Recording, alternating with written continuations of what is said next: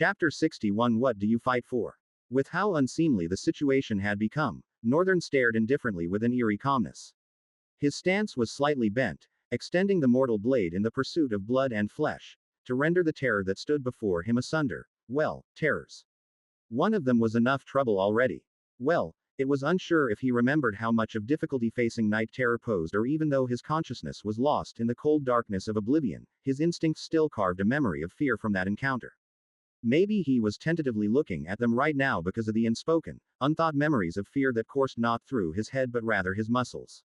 The two terrors stood apart from him, one holding a wicked, corrupted pole steel with sharp needle-like edge almost kissing the ground. The other gleamed with equal eyes of maliciousness. It had this serene flame of pure evil burning beyond the red shaft that could be seen in its eyes. Northern's ragged breath soon became the only thing he could hear. An uncomfortable silence overwhelmed everything in that moment, drenching it in the tense drum roll of the imminent danger posed by these two terrific creatures. The one with spear poised to attack, and lunged at Northern with the spear. Sidestepping the attack, Northern used the edge of his tenderous blade to control the direction of the spear, sparks flowing as it slid across his side. Creating a 2 seconds opening, he threw his arms into the monster's midsection, punching as hard as he could. A blast of wind exploded from the monster's back, making the room shiver slightly. The other terror was poised to attack, flying through the air with onyx claws curved to cleave Northern's throat. But he quickly reacted with his blade, sucking his breath as shock from the parried strike reverberated through his hands, making them stiff for a second. He jumped back as both monsters regrouped as glared viciously at him. He looked at the hand he had used to punch the monster moment ago. His face could tell that even he did not expect such explosive power from himself. But there was no time to be caught up in the good feeling this strength gave him. He was faced with two powerful monsters with absolutely no way forward in a limited space. Northern glanced around, then at the window. There seemed to be only one solution. Even if his consciousness was lost, his intuition, honed from the character of his person from before this world, still took over his senses completely. Maybe that was a good thing. Maybe it was not. But right now, the only solution that Northern seemed to be thinking about, shone in his eyes. Both terrors lunged at him again, a spear twirling before it rendezvoused its sharp blade towards his neck from below. Northern tilted his head back, eyes widened in shock as the passing edge of the spear drew a small line on his cheek as it flew across. Not a second to spare, the claw of the other ushered in, his sword came in the way, letting out a deafening metallic scream as it deflected the crude talons. Immediately, Northern had to turn, twist the blade to again deflect another strike from above and in a hair's breadth parry another claw poised to pierce his belly. Their attacks were coordinated and fast, but what was more frightening was the Northern's movements. He flowed with a vicious grace, seamlessly transitioning between the relentless assaults of both terrors. He twisted and pivoted, the mortal blade becoming a blur of ebony steel deflecting wicked claws and a dangerous needle. Sharp pole arm. Each deflection reverberated up in his arms with bone-jarring force, but Northern did not lag behind. As difficult it was for him to force in an attack, so was it for them to find an opening. But he was playing a losing game. With each deflected blow, the weight on Northern's arms grew heavier, his movements sluggish.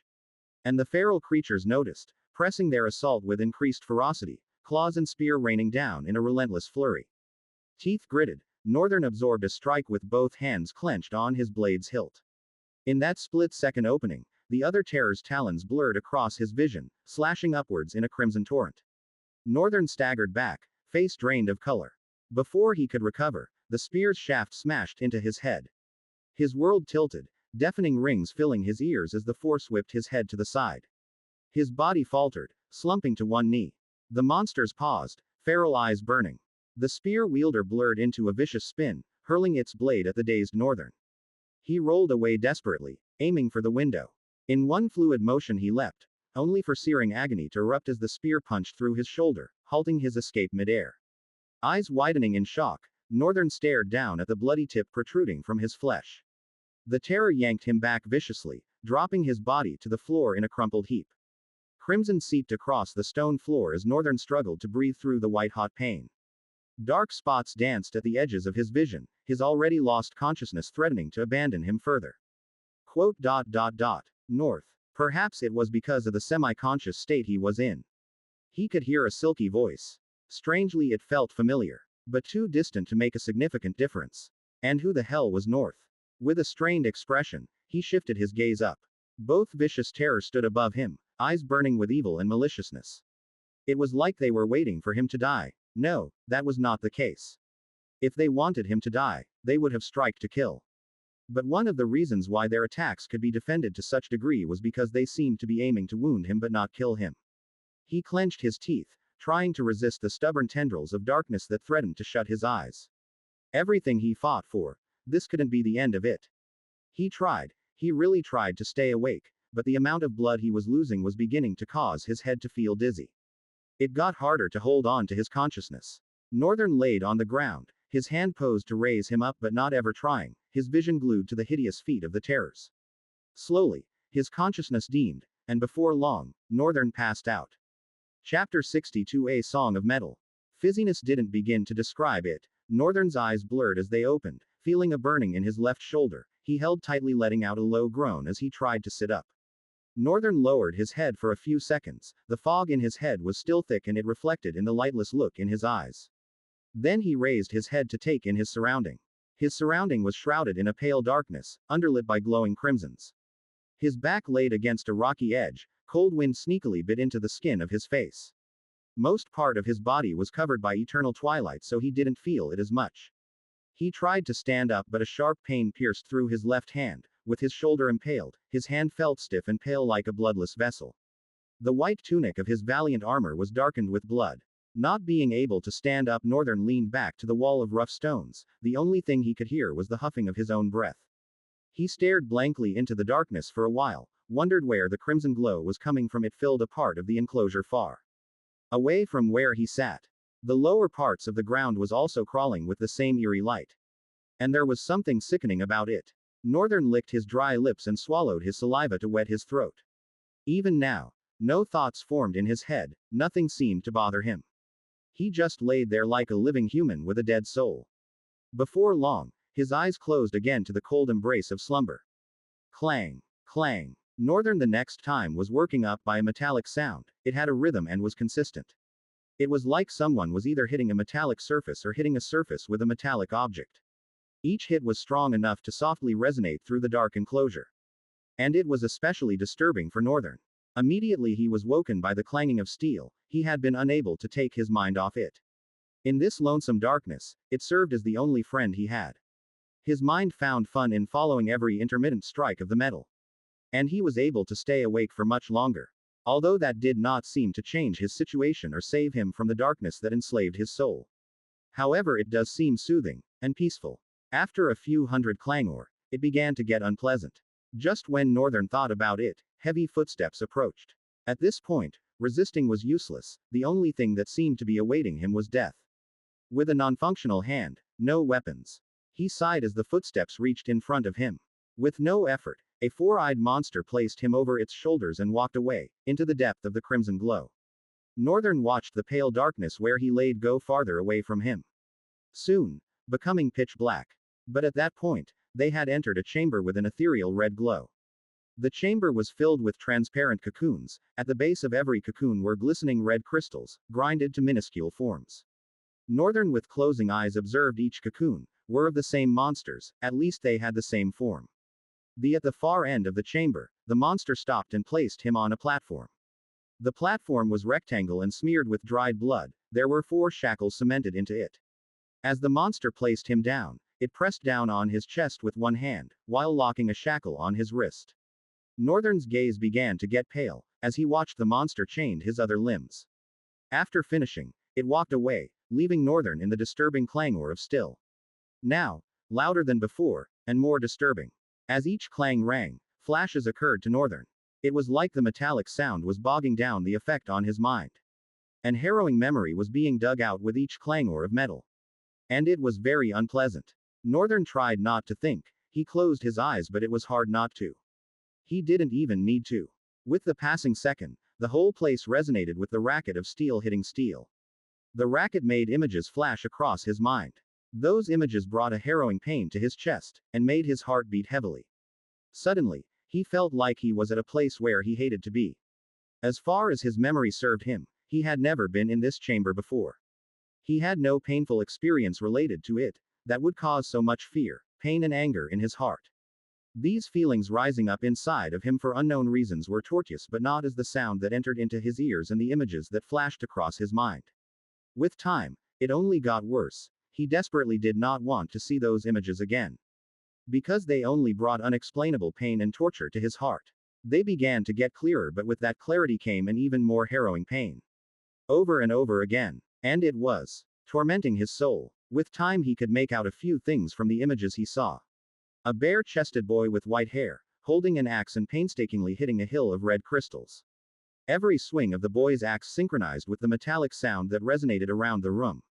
And only became more tortuous. As it became worse, Northern tried to move, but his hands were chained. His mouth dried, his stomach grumbled. There was no saliva to wet his lips and throat. And he just had to suffer in the excruciating pain as his memories desperately tried to tear itself apart from the darkness enslaving his soul. After a long time, another monster came, holding a crystal. It loomed over him with a vicious look on its 4 eyes and with a distorted grin stabbed the crystal into his wound. Northern let out a guttural cry as a sharp pain jolted around his body, making it spasm, and his mouth foaming. The beast watched in glee and left after his body calmed down and he stopped moving. Ellipsis. Overwhelmed by pain from every muscles and nerve of his body, Northern stared into the dark ceiling with absolute silence. The metallic racket still resonating through the background. However, his eyes were widened and trembling. Single quote ... Crap. Chapter 63 Pain, an unexpected liberator. The most traumatizing experience for Northern were the days he used on the prison mine. A spineless teenager, captured by a monster and thrown into a prison where he was forced to mine red crystals continuously for nights. The only times he had to rest was when the monster guarding him went packed out the heaps of mined crystal shards. His food tasted like shit. He almost died, and promised himself he'd kill these 2 monsters that caused his life to be a living hell. Then one night, under gray sky as other nights, he was marched to the battlefield, not given any choice but to serve as meat shield for the monsters of the red mine. Earning them barely a minute to fight. As his body shivered from the pain caused by the red crystals, Northern felt the fog shrouding his mind being torn through. Overwhelmed by so much pain, his mind tore apart, making it easy for the desperate memories to resurface. The feeling of nostalgia clearly invaded him as the sound of the metal continued. And in came a torrent of memories rushing into his head. He survived. Somehow, he had survived until now. However, Northern couldn't tell if he was to be proud of himself, or to even call this a survival. His widened eyes creased into a frown. For how long had he been lost inside himself? Northern tried to stand, but his movement was restricted by the shackles. He peered his eyes through in darkness. Tisk. Disgusting. Being shackled was an all too familiar feeling. One that was not exactly pleasing. And here he was again. Northern warded the thought off his head and tried to calm down. After breathing in and out for a couple of seconds, he summoned his clone. A pale figure in dirty armor appeared next to him. Despite how ragged he looked, Northern's perfect copy still radiated a fearsome chill. The clone materialized a silver sword, stepped back, 2 hands held the hilt. The silver sword arched across the wind and destroyed the chain binding one of Northern's hands, momentarily, shrouding the chamber in a resonance of steel. Quickly, 3 other attempts followed, as Northern expected that the monster that stabbed him with a crystal could be coming anytime soon. He rolled away from the platform, falling to the ground, resting at the base of the concrete wall enclosing the opposite end of the chamber. He pulled out the crystal, groaning, then smashed it on the ground, shattering it to splinters. His clone stood in front of him, facing the entrance while he picked a few small shards of crystal and swallowed it. Just as he did, footstep began to approach. Northern's clone blurred forward, blending into the darkness that loomed in between the cocoons. As the monster walked past, the clone appeared from behind. With a clean sweep, the silver sword flashed and the head of the monster rolled into the air. Less than you have killed a calamity beast. Shoremonger greater than. Less than you have gained an item greater than. You have slain a calamity beast. Shoremonger. You have gained +6 talents fragments. Northern felt a slight surge of strength course through him. Now it was more palpable. Why? He wondered and decided to see what he had been missing. The last thing he could vividly remember was how tired he was, his death angel's demise. I looked forward to ending him with my own hands, but it didn't feel right doing it. The monster died a hero. He couldn't even hate it anymore. Since then, he remembered giving himself to ceaseless mock battles with the monsters. And he remembered always going to war. But what happened during war and after became a blur. He couldn't make an image of them in his head. My profile, he muttered. Access granted. Profile. Name. Northern Longguard. True name. Not yet received. Attributes. Formless. Soul rank. Walker. Talent fragments. 911 1,000ths. Owned talents 1/1. Owned items Mortal Blade, Eternal Twilight, Silver Sword, Death Glare, and 23 others. His mouth dropped. Crap. I received so many items. He unknowingly blurted out and held his mouth together afterwards. He looked around to be sure if there was no one after him and looked down again. Sparks of surprise were still dancing in his eyes. He dismissed the panel and frowned his brows. What bothered him the most was, everything was going on fine. If I am winning them wars, why did they capture me? Northern inquired internally. He turned around to look at the cocoons of monsters that arrayed the room, spreading out to the left and to the right, growing above the ethereal glows of red crystals. Then something occurred to him. I've seen this before. That's right. This was not his first time seeing this place. Then he had sent his clone to inspect where the red crystals were going. And this was where it was traced to, and that was where he also discovered that they were creating several other night terrors. If my memory serves me right, those were the same bastard that attacked me. One of them joined him during the war. Maybe he didn't think about it quite deeply, but now that he did, Northern was sure. That thing is not the night terror I know, and the other two that attacked me too, they seem equally powerful, but they are not it.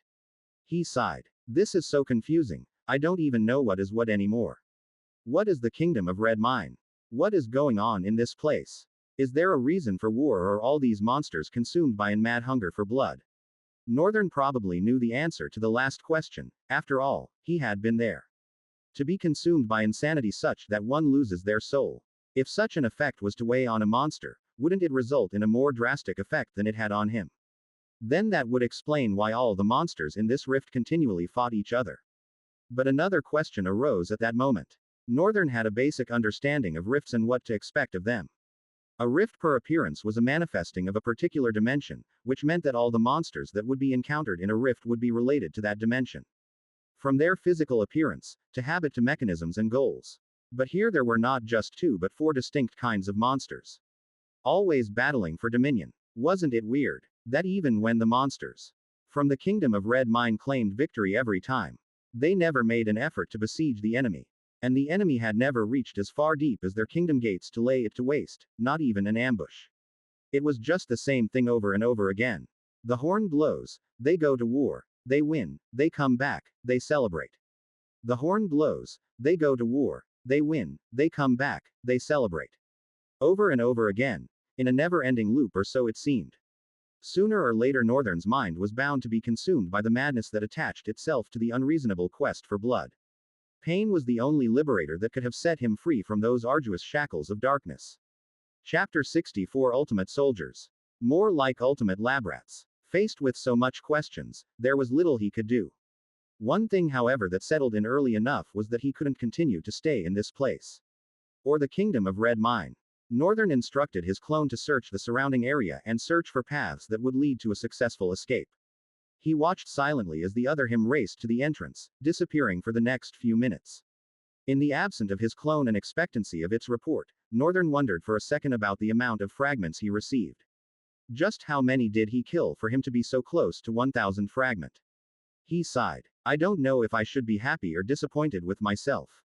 Having his mind bogged down, managing to survive through it. One was worthy of a praise, the other. Northern couldn't even find the words to express how disappointed he was at himself. If there was anything he prided himself in, it was his strong mental fortitude. But it's only been his first rift and he was overtaken by the madness of war breeded by THR crazy rift. Northern had always known that rifts were dangerous and unpredictable, witnessing it himself hit different. The reality was tremendously scary. He shook his head and exhaled away his disappointment one last time. This time, he had learned not to overestimate himself. I'll be more careful next time. Crap. Fool. What do you mean next time? Grew. Northern paused, blinking as a weak growl eerily sounded in THR darkness. What was that just now? The growling came again, tiredly, and strained in its texture. Now, it registered to Northern's head clearer than before. He swung his head back, traced where the growling came from. Luckily, the growl crawled forward again, making it easier to find trace through the darkness. Northern found himself back at the platform he had broken free from, then a few steps to the side. There was another platform. And on that platform, there was another monster. Northern couldn't see completely through the darkness. But those eyes he would recognize anywhere, even though now, they burned weakly, almost with no life. Night terror. His eyes trembled as he stared at the figure chained to the platform, in a horrible state. Red crystals protruded from his skin, spreading disgusting red veins throughout his body. The platform was bathed in its blood, and stream of channels connected a pathway from the platform to the base of several cocoons, where the red crystal was cemented alongside the stones that held the foundation of the slightly transparent cocoons. A frown creased above Northern's brows as he observed this pathway. He never noticed it until now. Lost in focus, he followed each path. Walking in between cocoons, blood was currently not flowing through the pathways, but the dried and black-red stain proved that it had once flowed. Maybe a long while ago. And then, Northern raised his head to the cocoon erected in front of his vision. A few of them had been torn down, but this one still held a figure inside. And it had a striking to night terrors. The two that attacked him, the one that was brought back to the battlefield. Because of his odd bond of vengeance with the monster, he was able to tell that it wasn't the one. But his state got the better of him. Northern brought his mind back to his kidnapping. A suspicion sank into his mind. And he shook his head, with widened eyes. It can't be. That will just be very crazy, right? Northern, even though he didn't want to accept it, didn't see any other better response to this situation. It wouldn't be an overstatement to say that Night Terror was the ultimate soldier of the Kingdom of Red Mine, the reason why so many battles were won. However, he got wounded and disappeared. A few moments after that, a mass of Night Terror was created.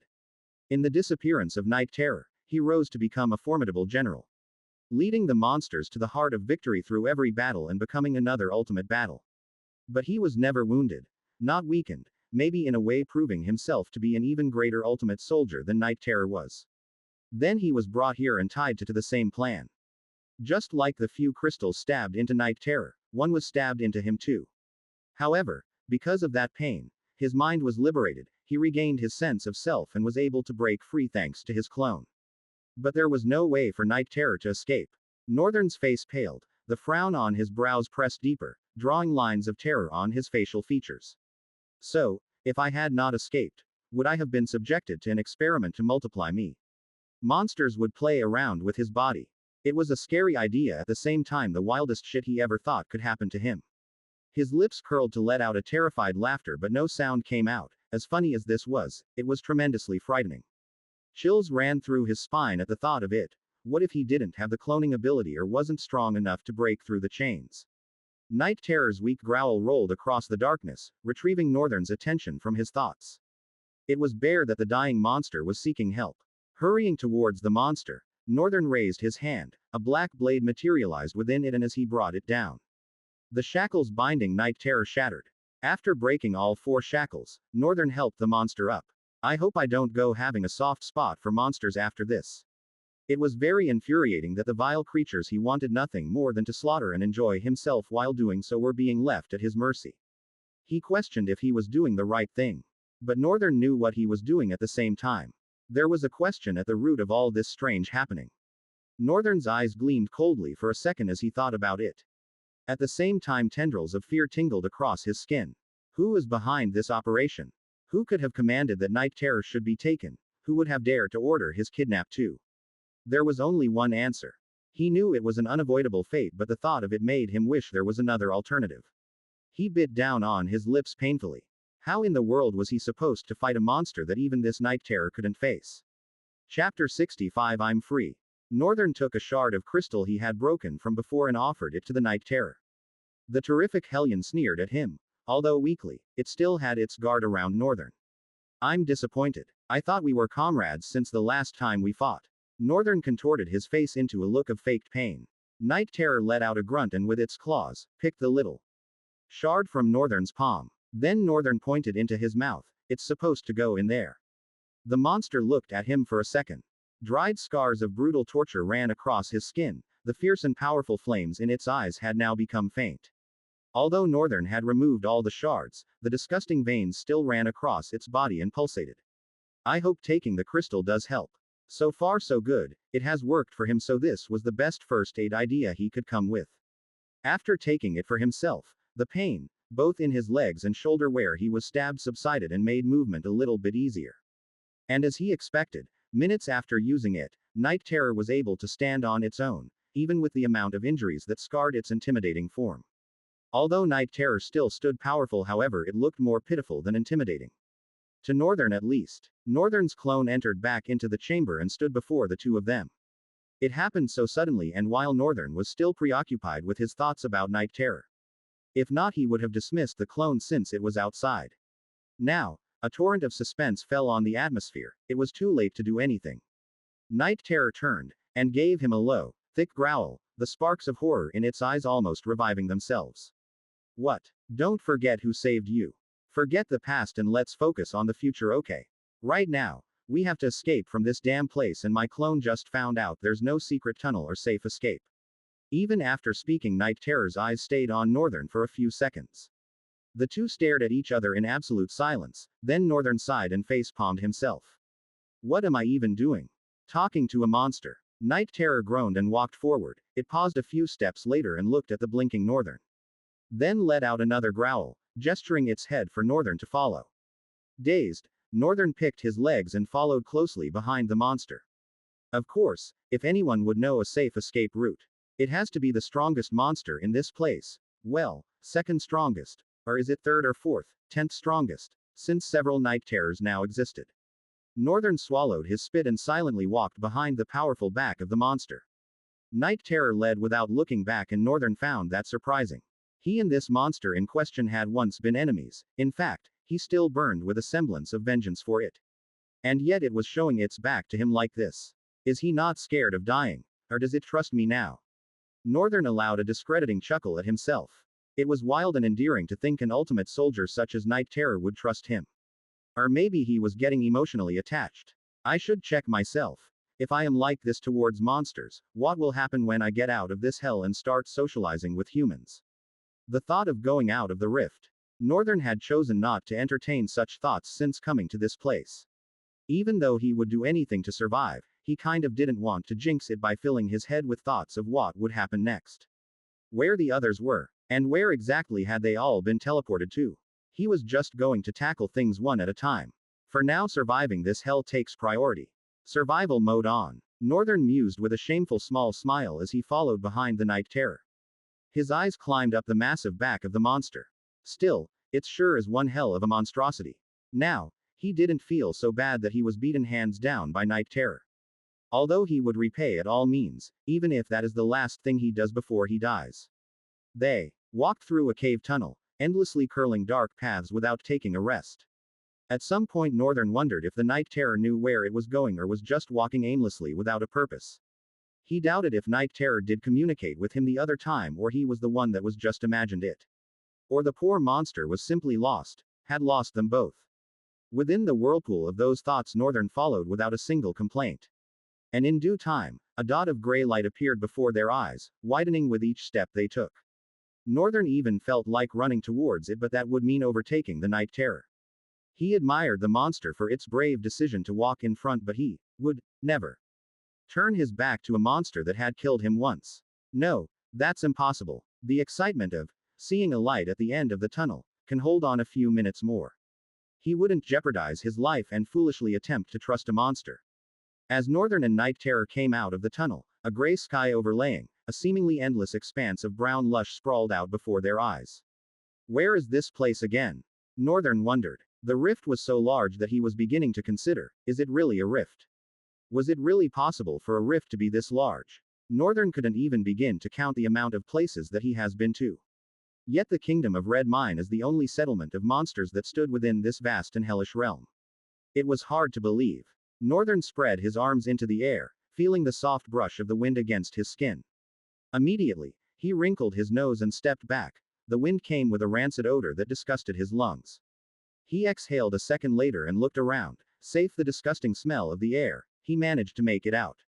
A cold smile fell on his face as he whispered to himself. Finally, for the first time, I'm free. Chapter 66 Monsters Feel Rage 2. Northern stood in the embrace of the wide, brown expanse, everything felt right for once. Oh well, except for the smell. He'd occasionally squeeze his nostrils, but there was no helping it. What the hell can be smelling so strong? Or is it just the wind? He wondered. One could not really tell with this place. The rift was an anomaly, it brought a lot of anomalies in different packages. And this could just be one of them. Northern turned his head, shifting his gaze from the endless expanse to the incarnate of war that nestled a stone throw away from him. Night Terror stood motionlessly, staring forward. But Northern couldn't tell what it was the monster was looking at. It's not thinking it is. Northern raised a brow. Impossible. He dismissed the thought and decided to get closer to the monster. As he did, Night Terror's terrifying eyes drifted awake with an intense red shine that made Northern's blood curl. He jumped back instinctively, hands posed to summon a weapon. He did already, in fact. A few seconds later, the mortal blade was in his hands. But by then the fearsome flame in the terror's eyes had calmed down. Northern released the sword and sent it back into his soul. The blade shattered into sparks as it obeyed the unspoken command. Then Northern drew a long gaze on Night Terror before looking away. He must be very angry about being betrayed, Northern murmured to himself. Experiencing these things were almost creating a soft spot in him for monsters. It caused him to grit his teeth thinking about it. I want to kill the damn monster, damn it. And Night Terror, and the Castle Lord, and all those monsters consumed by madness and every other monster that threatens his pace and safety. He wanted all of them dead. And didn't want to feel bad about it. So, Northern was forced to steel himself even harder and look away from the situation. Let's think the best of this. Northern inhaled and exhaled, breathing out compassion towards monsters and breathing in logical thinking with a little bit of toxicity. Single quote ... I need Night Terror to fight the Lord of the Castle. I'm sure by now he wants to kill it as much as I do. Then I can just propose a temporary alliance till the Lord of the Castle that tried to kill us both is dead. That sounded like a sensible deal, if it was being made to a human. But a monster. Really, North, you can do better. How do monsters even work? Would it be possible? He was sure that Night Terror was angry, but towards whom? So far so good, even though accurate with all facts laid down, all Northern had were barely speculations. Riding on those speculations felt very risky. It could have made a lot of sense if he was dealing with humans or a weaker monster. But this was Night Terror. I have gotten stronger. I can feel it in my bones, in my whole body, I can tell the difference. Northern's eyes slowly shifted towards Night Terror as his thoughts continued. And it has gotten a little weaker, but I still don't feel like I'd beat him if I challenge him. Or is it low confidence issue? Night Terror had after all overwhelmed him times without number, as a predator and even as an ally. He had unknowingly developed a few shards of respect for the malevolent evil. Night Terror is a powerful monster. But he's not invincible. Northern's eyes shone with determination. I just have to be very careful and crafty with this, it's a monster. It can't be wiser than I am. It was a risk, and Northern was not going to back down from it because of his fears. Inasmuch as his mantra was survival through it all, that did not mean settling for the norm. For a walker like him, untrained, uninformed and untalented, closing a rift was a futile struggle, that was even if this was a rift to begin with and he wasn't being wrong about it all. But the addition of Night Terror in his plans increased the possibility of this happening. Northern looked down at his hands as he folded them into a fist and clenched hard. Let's do this, he whispered to himself. Northern, after a couple of seconds of watching from behind, approached Night Terror. The terror slowly turned its head, glancing at him, and turned away to continue its seemingly aimless stare. Northern scrunched up his eyes, looking at the direction Night Terror's eyes were glued to, saying, "What are you even looking at anyway?" Night Terror was unresponsive, standing like a cutout from an ancient coal statue. Northern stood suspended in the awkwardness brought about by his own stupidity. I guess I really am imagining it. It's a monster, let's not think too deep about things. As if wanting to prove him wrong, Night Terror averted its forlorn gaze and looked at Northern for a couple of seconds, four eyes blinking briefly. Northern could feel an intangible weight fall on him without even have to look into its eyes. Hesitating for a second before turning his head, Northern frowned and asked with a little arrogance in his tone. What? Night Terror's eyes still stayed on him. Beginning to get uncomfortable, Northern's frown creased deeper. He stared deep into the eyes of the terror. I'm not going to lose in a staring contest, you know, Our growled. The terror's gaze did not waver and indifferent tore deep into his soul. Northern also returned the gesture, but with a fierce, unyielding blue eyes. Then the monster withdrew its gaze. Ah, I won. Northern celebrated, but he seemed to be the only one that cared. Night Terror stared back at the tunnel they had just come from. Then looked back at Northern, placed its crude talons on his shoulder, then looked at the cave with eyes burning with something between madness and anger. Northern studied the monster for a moment and looked at the cave. Then he furrowed his brows and looked back at Night Terror's face. Seeing the fearsome look on the monster's face made his lips curl up. Don't tell me. This bastard too. Chapter 67. An odd cohort. Jaw-dropped Northern stared at the terror. It was evident what it was going through. A shaky smile appeared on his face. Northern stared in unbelief as Night Terror glared into the cave, eyes burning with vicious hatred. Northern exhaled. With that, one of his fears had totally been written off. He was skeptical about Night Terror being able to hate the lord of the castle or the other monsters. But with this, Northern had his answer. As a matter of fact, Night Terror seemed to be consumed by more anger and hatred than Northern was. Northern turned to the direction of the cave and looked at Night Terror. A villainous smirk appeared on his face the next instant. Pointing to the cave, Northern declared, "Don't worry. We will return to this place and lay it all to waste." He withdrew his hand, then looked into Night Terror's eyes. "But first, you have to heal. And I have to get stronger." Night Terror stared back at Northern, his eyes vividly depicted its primal nature, yet Northern couldn't help but feel a slight spark of intelligence in the way the terror looked at him. It definitely understands me. Was it the rift? He was speaking the common language of Ul'Tra-el, Ukian. He didn't even need to learn the language after his reincarnation and growing up, understanding and speaking naturally came to him. Of course, he was still learning other languages such as Vihusmuan and Elmari. Those were other native languages, one from Vihusmuan Empire and the other, a popularly spoken tongue in the eastern continent. Pending on the time he was going to go, he wanted to have a grasp on these things. Since I was able to understand their common language easily, I suppose it was either the system or the voice of the world. Could it also be that the voice of THR world is responsible for making Night Terror able to understand me? Northern shook his head. There was a flaw with that speculation. Ul did not operate in support of the rift. At least the record of things that had happened so far were proof. One could say that the voice's ultimate purpose is for Tra-Elions to completely eradicate the existence of rifts. So it would be inaccurate to say Ul was a part of this game. That was what Northern felt anyways, didn't make it automatically correct. Night Terror could turn out to just be a very smart monster. Take Mr. Fluffy for example, he could understand Northern too. Damn, I miss Mr. Fluffy. Northern sighed, diverting his thoughts for a second and hoping that the tailless wolf does well without him. He sighed and looked at Night Terror, completing his speculations. So, its other Night Terror is just that intelligent, or the rift itself is playing something. Again, Northern was sure to remind himself that he could be wrong about being in a rift. He didn't even know where he was teleported to and why. Of course, at this point he knew Ruffsburg was playing dirty somewhere. That was why his plan was to prioritize his survival. He wanted to go back home, meet his mom, meet his dad and meet his unborn sister. But he had a strong basis for thinking this to be a rift. First, the dayless sky. Second, he received an attribute. Attributes could only be received inside rifts and were signals that the walker was currently going through some kind of trial. Although Northern had never heard of a trial this long, even from his parents who were elite drifters. However, there's nothing he could have done. He was incredibly lonely and lost in this hellish realm, dreading every lightless day. Northern rubbed his face with his palm and turned to Night Terror. Shall we find a shelter to stay for a while?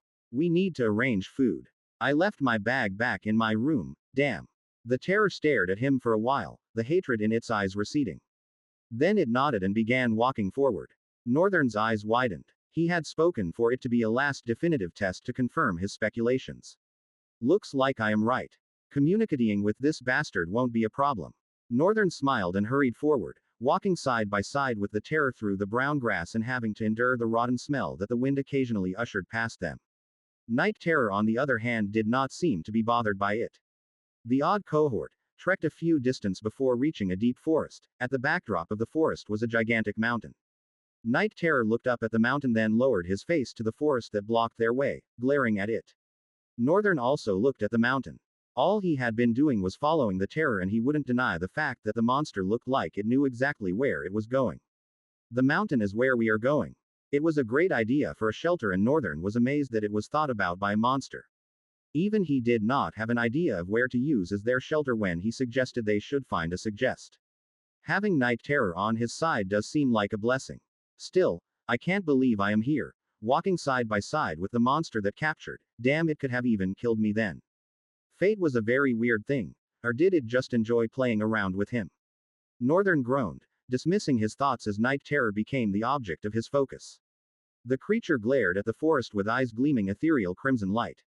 The glow in all four eyes seemed to always shine brighter when it has its guard up or angry, Northern inwardly guessed while observing Night Terror. The creature looked at him after a couple of seconds, gestured forward with its head, its bipedal legs moving one after the other afterwards. Northern followed closely by its side as they entered the forest. At first he couldn't tell anything wrong with this place, except the rancid smell that seemed to even be stronger and more intense. Because of that he had to clog his nose with his hand. Then a few minutes walk into the forest, Northern's skin became cold, tension rose and fell within his heart as he could sense a chilling eeriness crawling around the forest. In the darkness beyond, behind and by the side, a lot of things seemed to be staring at them. Chapter 68 Transversing the Gloomy Forest Part 1. Where they transverse was a gloomy forest, shrouded in a dark cold atmosphere. Towering dark trees dominated the scene, their twisted branches reaching out like skeletal fingers against the dimly lit sky. The forest was enveloped in thick shadows, obscuring their path ahead and adding to the sense of foreboding, yet Night Terror strolled forward like it was no big deal. Unhindered by the absolute darkness that blocked their path. In contrast to the terror, the scrawny human that walked beside it could not see anything beyond or beside. All he had to do was stick close to his nemesis, now turned temporary associate. The dense foliage created an enclosure, as if the forest itself is a living entity, closing in on anyone who dares to venture within. There was an absence of any visible signs of life, intensifying the feeling of isolation and mystery. The air was heavy and the rancid smell was stronger even now than ever before. Yet Night Terror moved like it was no man's business. They continued down this foreboding path for a while, Northern fearfully checking his surrounding every now and then. The smell was getting stronger and it was beginning to bother him. Suddenly Night Terror paused. Northern, who kept throwing his eyes back in search of the source of this discomforting airiness, bumped into the stalwart monster and stumbled back a few steps. Rubbing his forehead, he raised his head and grunted. Yo, what the hell? However, he came to a stop as his eyes met Night Terror's back and what were in front of it as more crawled out from the corners of darkness. Northern instinctively swung out his hand, sparks of weaving out of thin air to form a black sword in his hands. The creatures that appeared before them had large bulbous body covered into mottled hide that gave a rough and uneven texture. Their form were hunched and contorted, with thin and gnarled limbs, resembling twisted roots or tentacles, with sharp points or protrusions along their lengths. They had no distinct head, but rather a series of orifices scattered across its misshapen body, and at the end of their long neck were crude teeth long like bone needles.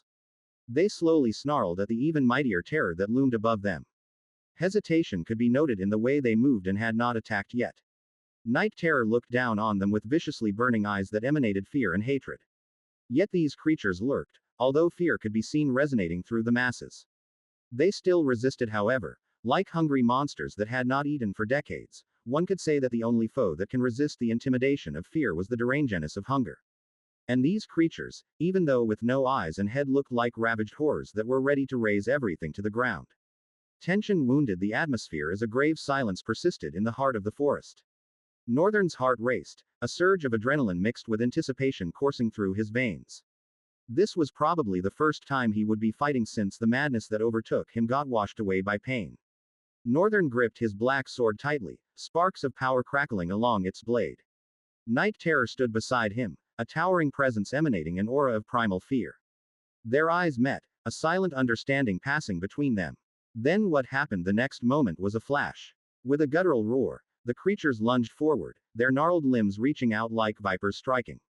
Northern's movements were a blur, his sword slashing through the air with deadly precision. Sparks erupted with each strike, illuminating the darkness with brief flashes.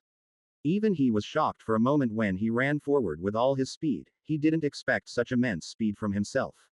It was no joke what he had been through in his moments spent holed up in the prison of madness. Northern continued slashing, weaving through monsters like thread and needle. Less than you have killed a hazard savage, corpse eater greater than. You have slain a hazard savage, corpse eater. You have gained +2 talent fragments. Night Terror moved with terrifying grace, its massive claws tearing through flesh and bone. The creatures snarled and hissed, their misshapen bodies contorted with malice. Dodging and weaving, Northern danced with the shadows, YHE sound of the creatures. Distorted snarls filled his ears, mingling with the rustling of leaves and the crackling of twigs underfoot. Their twisted forms writhed with malevolence, their mottled hide oozing an acrid stench that clawed at his nostrils. This was probably the source of the stink. And if it came on so strong while they were so far away. Northern could only imagine how much this creatures were. His eyes widened. It suddenly made sense. Crap. Clearly these monsters were scared of Night Terror. If it was 1 or 2 or even 10, they probably would have backed down, wouldn't they? Because it made no sense, Night Terror exuded an intimidating aura of pure malice that no monsters could dare to bear its fang at it. But these ones, driven mad by hunger, dared. The rift could be having an effect like it was on every other monster. Even Night Terror's extreme rage towards the castle lord could also be as a result of this. Monsters after all were simply wired to fear each other if one was immensely stronger than the other. And savage rank to Hellion rank was a very far stone throw. Even driven mad by the rift, they would still have feared, and hesitated more than they did. But if they had numbers, Northern suddenly remembered about ants back on Earth. He had never come across a creature such as they, but remembering about ants served as a great analogy. If there was only 1 or 2, or a cluster of few, step on them and they'd scatter around.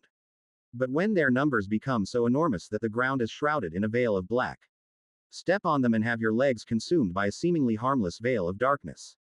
It was amazing and vile how such minute creatures, even in the face of a mighty terror, with sheer numbers, can turn the tide. The whole situation in this forest worked to their disadvantage. And the only hint was the strong rancid smell. Northern suddenly had no doubt. The darkness in the forest could be hiding it, but his instincts warned him strongly. This forest was probably filled with monsters like this. If that was the case, how long before they begin to overwhelm them? The even crazier thing was, the moment one fell to his sword or Night Terror's blade, they get drawn into the darkness and Northern could literally hear the tearing of flesh. He observed Night Terror while thinking of the next course of action. With every swing of his sword, Northern felt the weight of his own fear build up. He moved with confidence, his strikes landing with amazing accuracy. The creatures fought back with frenzied desperation, their crude teeth gnashing, but Northern's blade arced around them, rendering flashes in an art of gore. Night Terror's presence was a force to be reckoned with. Its eyes blazed with an otherworldly fire as it unleashed its monstrous strength upon the horde. Limbs were torn asunder, bodies crumpled beneath its relentless onslaught.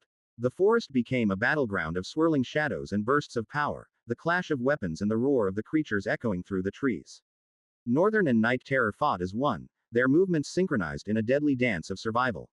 Time seemed to blur as the battle continued, both sides unwilling to yield. No matter how many were being slain by Northern and his associate, the horde of corpse eaters just kept coming. At this point, Northern suspected, he was right after all. Just then an enormous corpse eater, far larger in size than the rest, suddenly plunged out of the darkness and tore a deep gash across Night Terror's chest. Chapter 69, Transversing the Gloomy Forest, Part 2. By the time Northern realized how much trouble they were in, it was too late. Just when he decides to close the distance between he and Night Terror, inform the creature of the danger they failed to see and hope it understands that times like this, running away is not a bad idea. A bigger corpse eater suddenly plunged out of the darkness, slashing downward on Night Terror's torso, but the latter had seen it coming and was able to lurch backwards a moment before. This provided it with the malleability react with an even more ferocious attack, launching its arms into the abdomen of the monster. The air seemed to split as Night Terror's monstrous arm lunged forward, easily piercing into the monster's abdomen and out from the back. The powerful terror raised the monster to the sky, bathing itself in its black blood. 4 eyes gleaming with horror. In that moment the smaller corpse eaters jerked backward and began to scramble back into the darkness, running for their lives. Northern stared, frozen in surprise. Crap. I know it's powerful, but crap once again. This is so unfair. Night Terror ousted his hand from the monster's abdomen, leaving its body to lifelessly topple to the ground. He turned around with a whitish core in his hand, looked at Northern in the eye and swallowed it. Northern raised a brow. What the hell was that for? You don't have to rub it in my face. Night Terror seemed to shrug while turning away and walking forward. Northern looked around them, a slight frown creasing on his face. It's still not a bad idea that we should move quickly to avoid any further confrontations with this thing. Considering the size of the corpse eater Night Terror killed last, it was probable to guess that it was of a danger level higher than hazard. Maybe disaster or even calamity. That oftentimes was the explanation for their differences to the others. Who knows if other monsters of higher danger level could be around? Which was why Northern deemed it fit that they should try to get out of the forest as fast as they can. So, he hurried forward while thinking of what he was going to do to hurl Night Terror into action. Upon getting towards the monster, Northern increased his speed, rushing forward as fast as he could. The result was, of course, impressive. That moment he seemed to shoot forward, covering the distance between him and the walking terror. Northern, upon reaching the monster's side, grabbed its hand, then bolted forward again, dragging Night Terror with him. At least that was how this was supposed to go. However, the terror pulled back its hand, dragging back Northern and throwing him over. Northern rolled back into the head, blame the tremendous speed he was using. He tumbled to the ground and rolled away before managing to spring back up. Night Terror watched with a priceless, "Ops, sorry," expression etched on its face. Northern silently stood up and walked forward without saying a word. Perhaps it was because of the flood embarrassment he was currently drowning in, or he just was so angry with the monster that he was not going to care anymore. Night Terror watched the human walked past him without saying a word. Its head slowly following Northern as his figure strolled from the back to the front and continued to go deeper into the forest. Weirdly, the stalwart monster laced its face with a sorry expression that made its hideous appearance a little bit acceptable. Northern suddenly stopped and marched back angrily. He stopped in front of Night Terror, frowning and almost bursting from the rage of anger that consumed him. "I was only trying to save your life just now, did you have to do that?" Night Terror jerked its head backward as the human, in process of shouting, spat into his face. Northern didn't seem to have noticed, but the monster was trying to avoid being tainted with his spit. "Can't you see it?" Northern shouted again. Night Terror cocked his head, cleaning weaving that one. "We could die in this forest, there are so many of those things, should we not be running through this place now?" Northern panicked. Night Terror moved back a little, dodging the last of THR human's angry spit. It moved back and rested one of its horrifying limbs on Northern's shoulder. Northern's eyes glided towards it and back at the monster's hideous face. "What?" he grunted. Night Terror did not say a thing and just continued to pat his shoulder. This kept on for a couple more seconds. Eventually Northern felt irritated and flung the monster's hand away from his shoulders. Northern had thought that he would at least save Night Terror's life more than he already did, so that him too would prove to the monster how strong he has gotten from that first encounter. But he couldn't help but admit it that Night Terror was an overpowered monster. Their continuous journey through the forest furtherly cemented this fact into his head. With Night Terror's refusal to run through the forest, Northern had no choice but to walk side by side with the monster. Since he couldn't boast of a great sight in the dark. And as predicted, they were attacked by even more corpse eaters of higher danger levels. Less than you have. Greater than. You have slain a disastrous savage. Corpse Eater. You have gained +2 talent fragments. Northern was surrounded from all sides, but he was holding on well, with the mortal blade in one hand, the silver stiletto in the other. He carved through monsters, white and red sparks blinking in the pitch darkness at intervals. He was fast and quick to spring into action, but the pitch darkness greatly limited how much he could do. Northern could only go for the kill when they were lunging towards him. Because of those time buried in war, Northern found out he had built an extremely fast reflexes and his sense of perception had greatly increased. It was as if he could sense murderous intent. The moment a monster lunged at him with crude teeth ready to tear him apart, he could accurately sense it without having to see and could even tell where the attack would be coming from. If he was too late to spring into action, his reflex was always saving him by the skin of the teeth. His heart would beat tremendously, as if it was about to jump out of his chest. Every moment he barely saves himself from being killed, there was no getting used to the fear of death. It made his blood curdle. Chapter 70. The need arises. But Northern held through, although times that he managed to get a glimpse of how Night Terror was doing made him perceive himself to be utterly weak. The monster was not barely escaping the claws and teeth of corpse eaters like he was. Night Terror was bringing a menace and nothing more. In fact, it seemed to be having more fun than usual. Northern gritted his teeth, feeling a rush of adrenaline course through his veins, as he was being motivated to do better by the terrifying monster that once tried to kill him. Damn it, what am I even doing? The question bore down a weight on Northern's mind, almost threatening to slow his movement as a monster closed in. But Northern twirled the silver stiletto and twisted his waist, slipping past the hoisted onslaught of the crude critter. He buried the stiletto behind its neck and with another twist separated its body as the onyx blade cut across the air in a torrent of black gore. Less than you have. Greater than. You have slain a disastrous savage. Corpse eater. You have gained +4 talent fragments. Northern watched the monster's body crumple to thr ground with a condescending gaze. He averted his eyes and looked down at the ever-consistent panel. Is it me or did the system sound energetic than usual?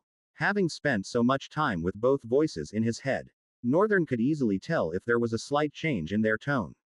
Since it has always been the same old since the teleportation. Meanwhile, Night Terror was already done and getting tired of waiting for him. The monster shook its head dejectedly, and with a shrug turned around then began to venture forward. You bastard. I'm only a walker. You know. Among your rank that is just like being a fiend. Damn it, don't ignore me. Northern shouted as he walked behind. After that last horde, the corpse eaters stopped coming. Northern could feel their murderous intent.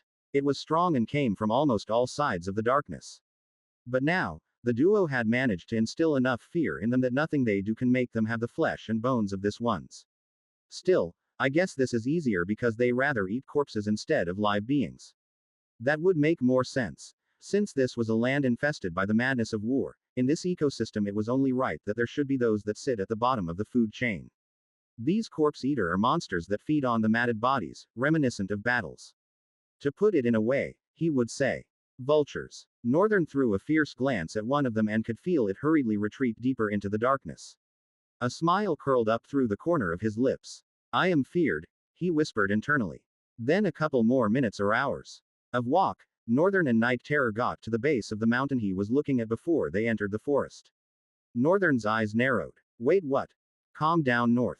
It can't be. No way this monster would be suggesting for us to climb the mountain. He scoffed. Northern looked around. The place was rocky and sloppy, but it was prim and proper, void of any critter, at least for now. He nodded and uttered, I suppose this is to be where we will stay for a while. Immediately, Night Terror gave him a look of absurdity, one that made its hideous face more hideous. The monster silently turned and pointed upward. Northern followed Night Terror's hand.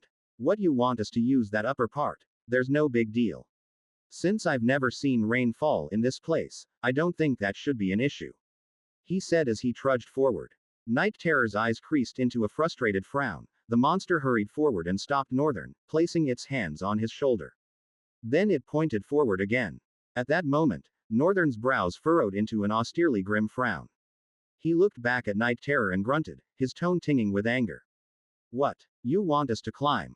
Night Terror removed its hand from Northern's shoulder, shrugged and began to walk forward. Northern watched as the Terror's back went away from him. With a grit of his teeth and a powerful shout. Ah! He launched himself forward and getting to a distance, he stepped and flew into the air, wedging a kick towards the monster from above. Night Terror sidestepped the attack, but luckily Northern's balance was not off. So he managed to land on one knee. Crappy shit. Northern gnarled. He had at least thought he was going to land a single surprise attack on the monster. Maybe. I shouldn't have shouted. Night Terror was an element of surprise itself. Unless he could outperform such element, he was still eons far from catching the Terror off guard. As Northern raised his head, a frown creased down on his forehead. Towered above him, a creature stood with 4 glowing crimson eyes looking down with a strangely familiar condescending gaze. This bastard. Did it really see me when I did that? Northern ate his shame and stood up like nothing in order to avoid going deeper into the topic. He whistled forward without looking back. This bastard just wants to rub it in my face how weak I am. Crap. I want to get stronger. Right now there was no means at all that Northern could get stronger with. He had one attribute, but it was unusable since he was a walker. Attributes played more significant role than they seem. They were the magnetic pull of fate that brought drifters closer to their destiny, making them stronger. To be particular, there was something that attribute could earn a drifter.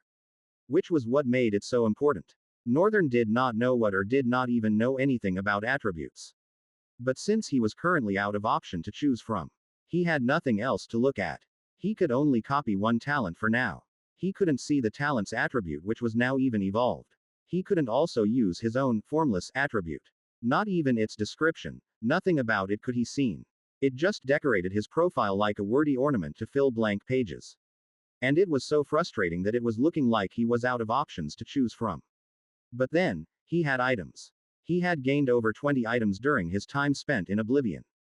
Northern shook his head. The most those can do is raise my chances of survival, a better weapon, a better armor, maybe some other fun things, but I need a way that I can get stronger. Faster. He suspected that they would only be resting here till Night Terror is in his peak condition again. After that, Northern was 100% sure the monster would begin its march back to the Kingdom of Red Mine. To have the head of the Castle Lord. And he doubted if Night Terror alone would be able to defeat the Castle Lord. Night Terror also probably understood, seeing that it had no issues allying with him. Northern was sure it did. They would have to cut through hundreds of monsters and finally get to the Castle Lord. From now till that time. Single quote ... I need to get stronger. Northern clenched his fist as they scaled up the mountain. Chapter 71 Shelter. Alas. Scaling to the higher ground of the mountain was not an easier journey than passing the gloomy forest was. On the bright side, they encountered no monsters, but Northern, on his personal opinion, theorized that fighting a horde of savage rank monsters was a much better choice than climbing up a mountain and trying to match the speed of a terror. At first, it was bearable, since the place was almost like flat land but steep. But as they began to go further, its steepness began to get disturbing. Before Northern could recount anything, he was beginning to climb with his hands. Climbing was so easy for the monster, all it just had to do was hop from one point to another, going higher and higher.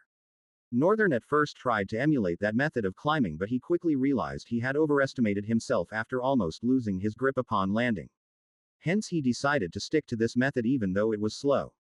The journey was arduous, but it did not take forever. He eventually saw Night Terror climb up into an opening up in the mountain. That moment it all made sense for Northern why the monster was looking into the far distance. But at the same time the thought of it was terrifying. Northern dejectedly shook his head the moment the thought occurred to him. Nah. No way, that can't be true. He said to himself as he continued climbing. If truly Night Terror could see that far, from the field of brown lush, then it meant the monster's sight covered over 5 kilometers. Northern was sure they had walked nothing less. The pain in his legs could tell. He was already wounded heavily on his leg, but it was bearable thanks to the red crystal he consumed. It was a good choice, he mused before returning to his dreaded thoughts. If Night Terror could indeed see that far, that would mean that the monster already thought of shelter before Northern approached it. And if that was true, then Night Terror was already planning its vengeance while they passed the tunnel. With or without Northern's help, the monster would have rebelled against its master. Northern already knew how terrifying and cool Night Terror was, and this just made him even more terrifying and cooler. And Northern hated it. Is this how it is supposed to be though? Something feels genuinely wrong with whatever is going on with the rift. Mother told me that all monsters in a rift, no matter how distinct they are, fight for a single cause, to protect the core of the rift. Of course, his mother had only told him this information because she used it to cite an example on what it means to have unified resolve. He got nothing out of the topic though. Several other instances like this, Northern as a child would pick odd topics to make his parents unknowingly divulge one or two infos about Ul'Tra-el. Shin was the easiest to fool. And thanks to those little pieces of information, Northern could sense that something was going on. Something that should not be happening or probably happening in the rift. If that was the case, Night Terror's rebellion would be explainable. Because should the terror not be focused on protecting the most strongest monster in the rift, the Castle Lord? Or better still, serving it regardless of its crude methods to multiply ultimate soldiers into armies? Were monsters not wired to never an opinion? However, Night Terror was different. Northern shook his head. All destination in his thoughts ended with a block because no sufficient information was available. Soon, it was like his head would explode any moment, so Northern decided to let it rest. By that time he too had also reached the cave. He climbed up and rolled into the small entry, heaving. Then he turned his head to take a look at his associate. Northern frowned a little bit. The inside of the cave was absolute darkness. Night Terror was somewhere within it, sitting, maybe lying down to rest. Either ways, Northern did not feel too comfortable about going into a dark cave where a mighty monster nestled for rest. Instead, there was a little space by the entry of the cave where he could sit and even lay down if he wanted. Although it wasn't bright up there, it was better than the inky blackness of the cave. Besides, Northern was very used to the gray darkness of the night. He had never seen the day in this place. Not once. Resting his back against the wall, Northern decided to sleep outside and vigilantly. He summoned his clone and made the emotionless vessel stand guard in case any danger draws near. Then he tried to sleep. Dot. Dot. Dot. It was a futile trial. Northern could not sleep at all. He opened his eyes with very frustrated expression contorting his face. Dark circles nested beneath his eyes and his sclera reddened with stress. But the sleep was not coming. In the absence of sleep, there was not much to do.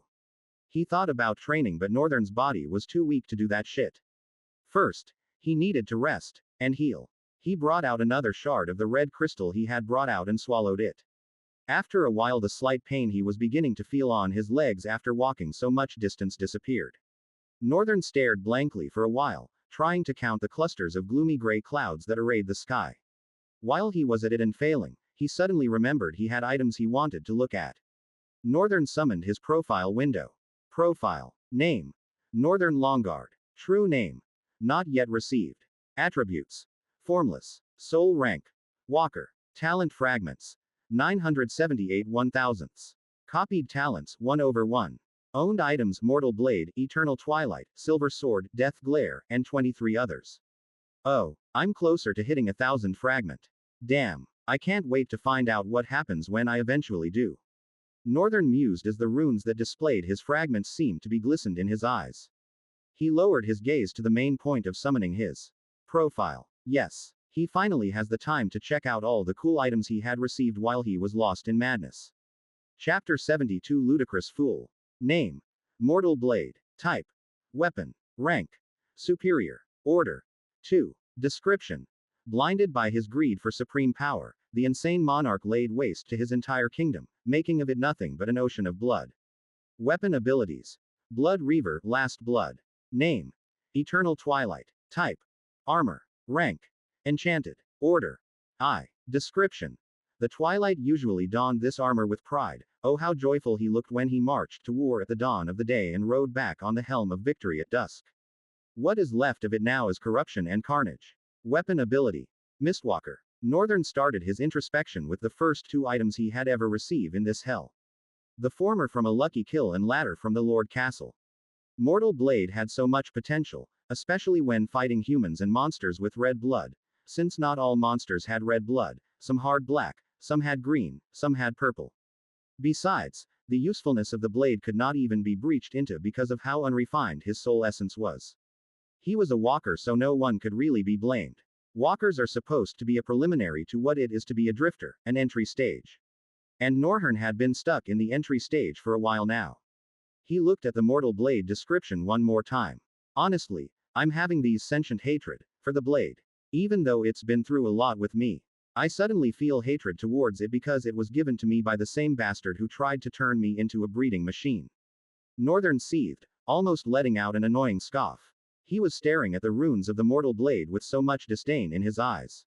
Then he sighed. Let it go, North. Don't be so petty. It's just a weapon. It's connected to my soul now. And that was why he could summon it regardless of where he left it. It was even possible to theorize that once he was too far from where the sword was, it would automatically dissolve from reality and reappear as shards in his soul. When summoned, those shards weave into reality, becoming whole. He could slightly feel the presence of these shards in his soul and could pinpoint the ones he was familiar with. Just like the Mortal Blade, Eternal Twilight was currently donning his body, dirtier than ever, smeared with dried bloods. Northern himself could not give any explanation which monsters they were, since he had it on throughout the period where he was enchanted by madness.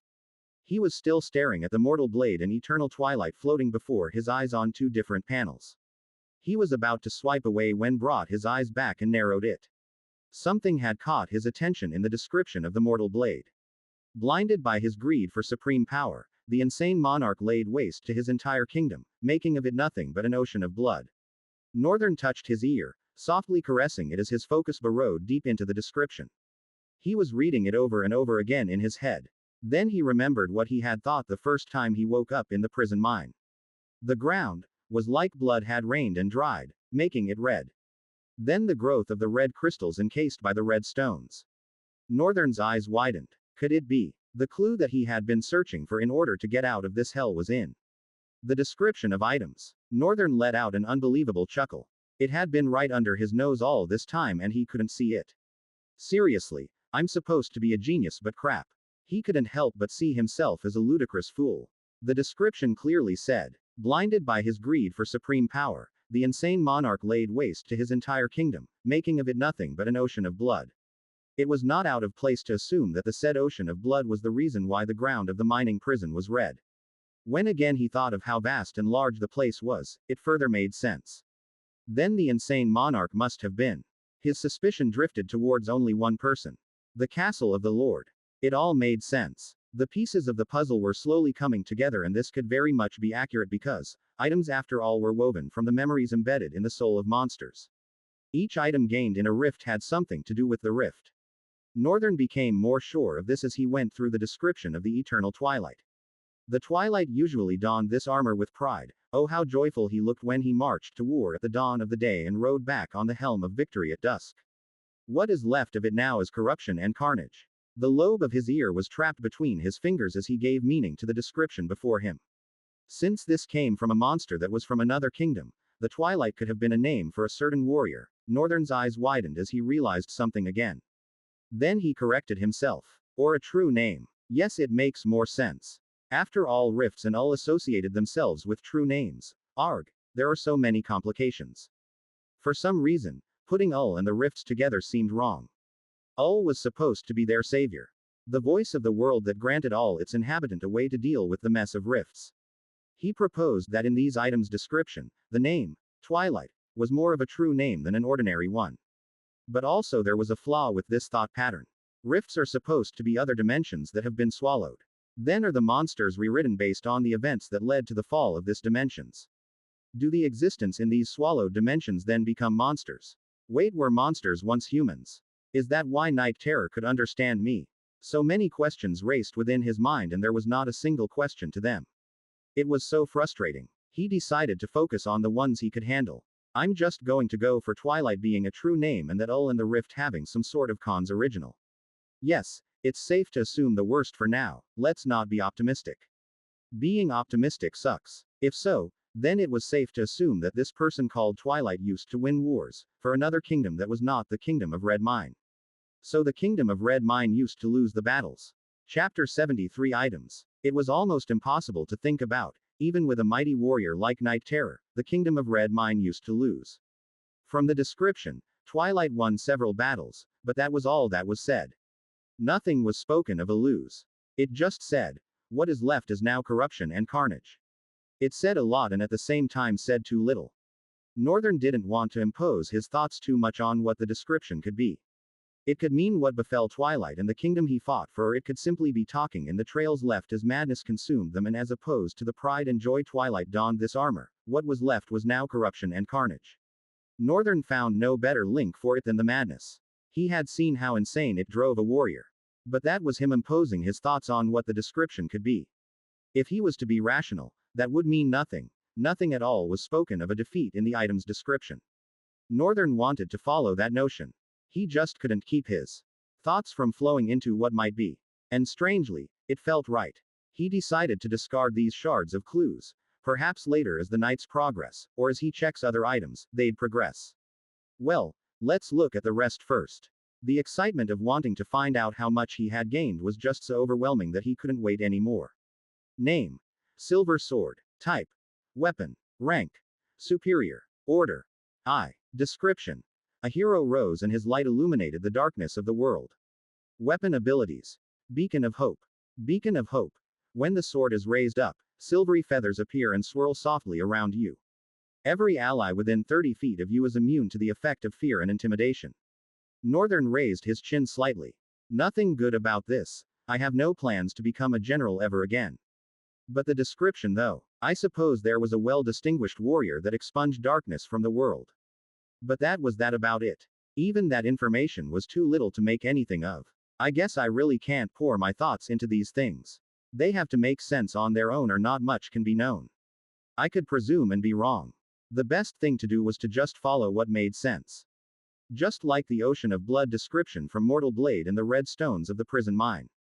That made a lot of sense. He went on to the next. Name. Death Glare. Type. Weapon. Rank. Superior. Order. 2. Description. Driven by utter madness, even the hero of light became an accursed soul, enchanted by the beauty of darkness. Weapon abilities. Death Kiss. Blood Drinker. Death Kiss. Anyone stabbed by this dagger is bound to die. Blood drinker. When the dagger is suspended into a target for a while, it continues to drink up the target's blood. When the dagger is full, it changes skin from black to crimson. This blood can be used to heal another by stabbing the dagger into them.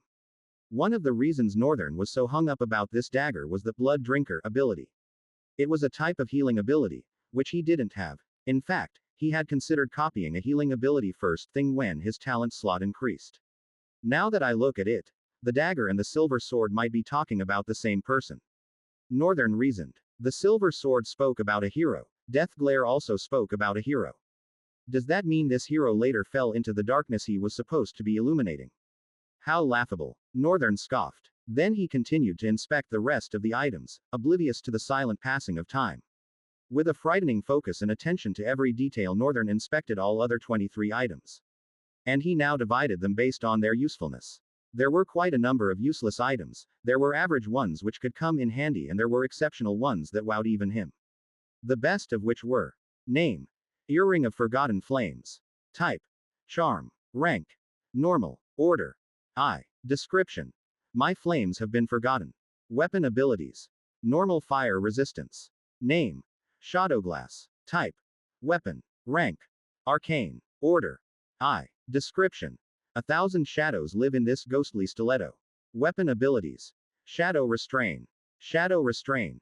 This ghostly stiletto can be used to restrain a creature through its shadows. Name, guiders; type, gloves; rank, normal; order, I; description, worn by exorcist. This gloves expels the dark. Weapon abilities, untainted; untainted. When this hand wraps are equipped, you are resistant to necrotic and mind attacks. This pretty much explained itself. Immediately Northern had seen it, he didn't think twice before adding it to the list of his exceptional items. If he had this, then he definitely wouldn't have been victimized by the madness of the rift. The last one was the one he loved the most. Name, Soul Taker; type, weapon; order, I; description, the souls of the fallen cries, they will stop at no point until nothing is left. Weapon abilities, Soul Taker; Soul Taker. This obsidian blade deals ignore slashing resistance and deals soul damage. There was only one reason why Northern loved this weapon the moment he saw it, only one reason he added it to the list of exceptional. I won't be using this until dire situation. His gaze shifted into the cave and drifted back. Then the list of items which were passable were also there. This were not too great of weapons and mostly consisted of utility items. For example, Northern opened his hand, shimmering of shards appeared and merged, forming a orb of light that floated in his hand. 10 meters around him was immediately illuminated by light. There was another wooden flute that when played made the player sleepy. Northern at first classified it as useless, since it was a practically impossible item. If the user is bound to get sleepy while playing it and dozes off, then the tune stops and he jacks back awake. He didn't see it working at first, but then he remembered he has a clone. For times when insomnia will strike hard without pity, he classified it as useful. There was also a covered cup that no matter how much water is poured, it can never be filled. Then, like 10 junks of items, he just couldn't wait to get rid of from his soul. Like a feather that made one laugh irresistibly, a stone that can never hit its mark, a broken sword. Sadly, not much was in the information that hinted him towards the situation of the rift. He sighed and closed the floating panel. Now, he was feeling more tired than ever before. He stood up and dragged himself forward with the floating light orb in his hand. Now that he had a source of light, sleeping with a monster in the same cave can be a little bit bearable. Chapter 74 Northern's Decision. First night passed. Would have been what to be said if day blessed this hellish realm with its appearance. Minutes were never distinct from minutes, and hours seemed as far apart from each other as they seemed as close. Northern was not sure for how long he slept after entering the cave, but it was for a long time. Reason being that it was the best he had slept since his first step into this hellish realm. The days of the prison mine were his worst days. Closing his eyes was like a sin. He had little to no time to sleep well. And when he became a general, things got better, but he refused to let his guard down. That automatically affected the intensity of sleep he had. The days of madness. Nothing he could recall. Even though he was sleeping on stony ground, and those days he had the luxury of bed. It was so strange how he could still enjoy his sleep now more than then. His mind felt at peace, now more than ever. Even though it was by the side of his nemesis. Northern stretched as he woke up from his intense sleep. He looked around. the stalwart monster was nowhere to be found. He stood up, the light orb floating next to him. Then he walked out of the cave. Seated outside was the stalwart monster, to be particular, it was crouching. For once, I'm taller than this bastard, Northern thought as he stood beside Night Terror. The stalwart creature did not spare him any glance and just stared blankly into the wide expanse. Everything spread out before them more accurately, each details flawlessly displayed within their vision. The thick dark lonesome trees of the gloomy forest, flooded by a thick cloth of darkness that seemed to burn endlessly. The brown lush afar, the cave that they came out from. The backdrop of the entire view was filled with mountains that seemed to be fading with the horizon. Northern didn't need to look twice before recognizing what those mountains were. The prison mine. He dreaded it so much. Northern seethed and turned to Night Terror. Feeling his gaze fall on it, Night Terror finally turned to look at Northern, red eyes shimmering gently with ethereal glow. Northern started. I have something to say to you. The Terror's composure seemed to change slightly as he spoke. I want you to spar with me. It was so hard to say that Northern had to look away with a frown. Night Terror stared at him, all four eyes blinking. Northern, squinting his face together, grunted out. What? The Terror stayed silent for a couple more seconds and slowly rose. Then it opened its claws, grinning hideously at Northern.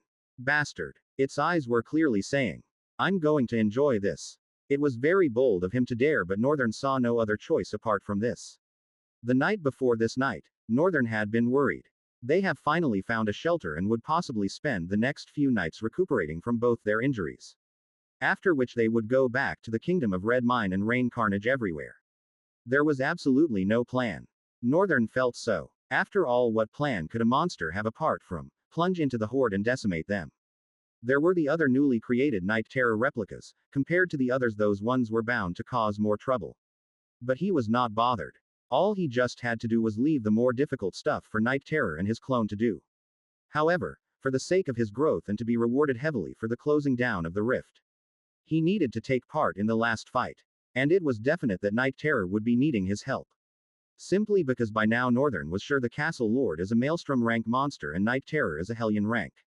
But with a high danger level, maybe even catastrophe, Northern suspects. Otherwise, how else would the Terror's overwhelming might be explained? For the sake of the last fight, Northern needed to do one single thing. Grow. And he was offered very limited choices. If he was going to grow no matter how slightest in just a few nights, then he needed to swallow his pride and turn to a monster. Of all monsters, Night Terror, the same monster that almost killed him, would now spar with him for the purpose of his own growth. Northern shook his head unbelievably. Fate is a strange thing. How annoying. And so for the sake of that last battle he has to do what he has to do. Of course, he was not going to be mindlessly sparring Night Terror and revealing all his capabilities such that the monster would have them seared into its mind. Since both were bound to eventually face each other, Northern knew that would be the highest form of stupidity. He couldn't as much say he had a battle style yet, but Northern was willing to try out a few things.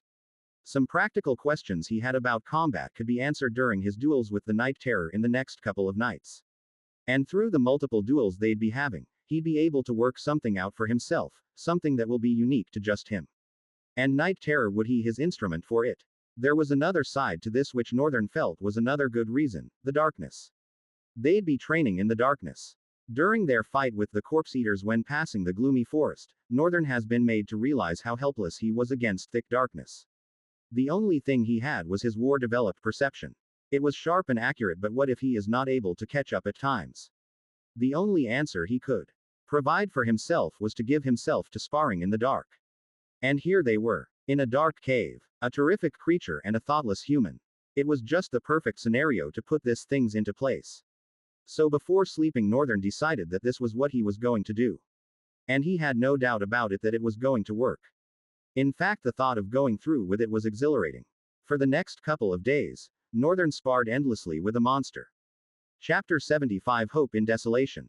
In a hauntingly desolate landscape, the remnants of a once proud civilization lay in ruins.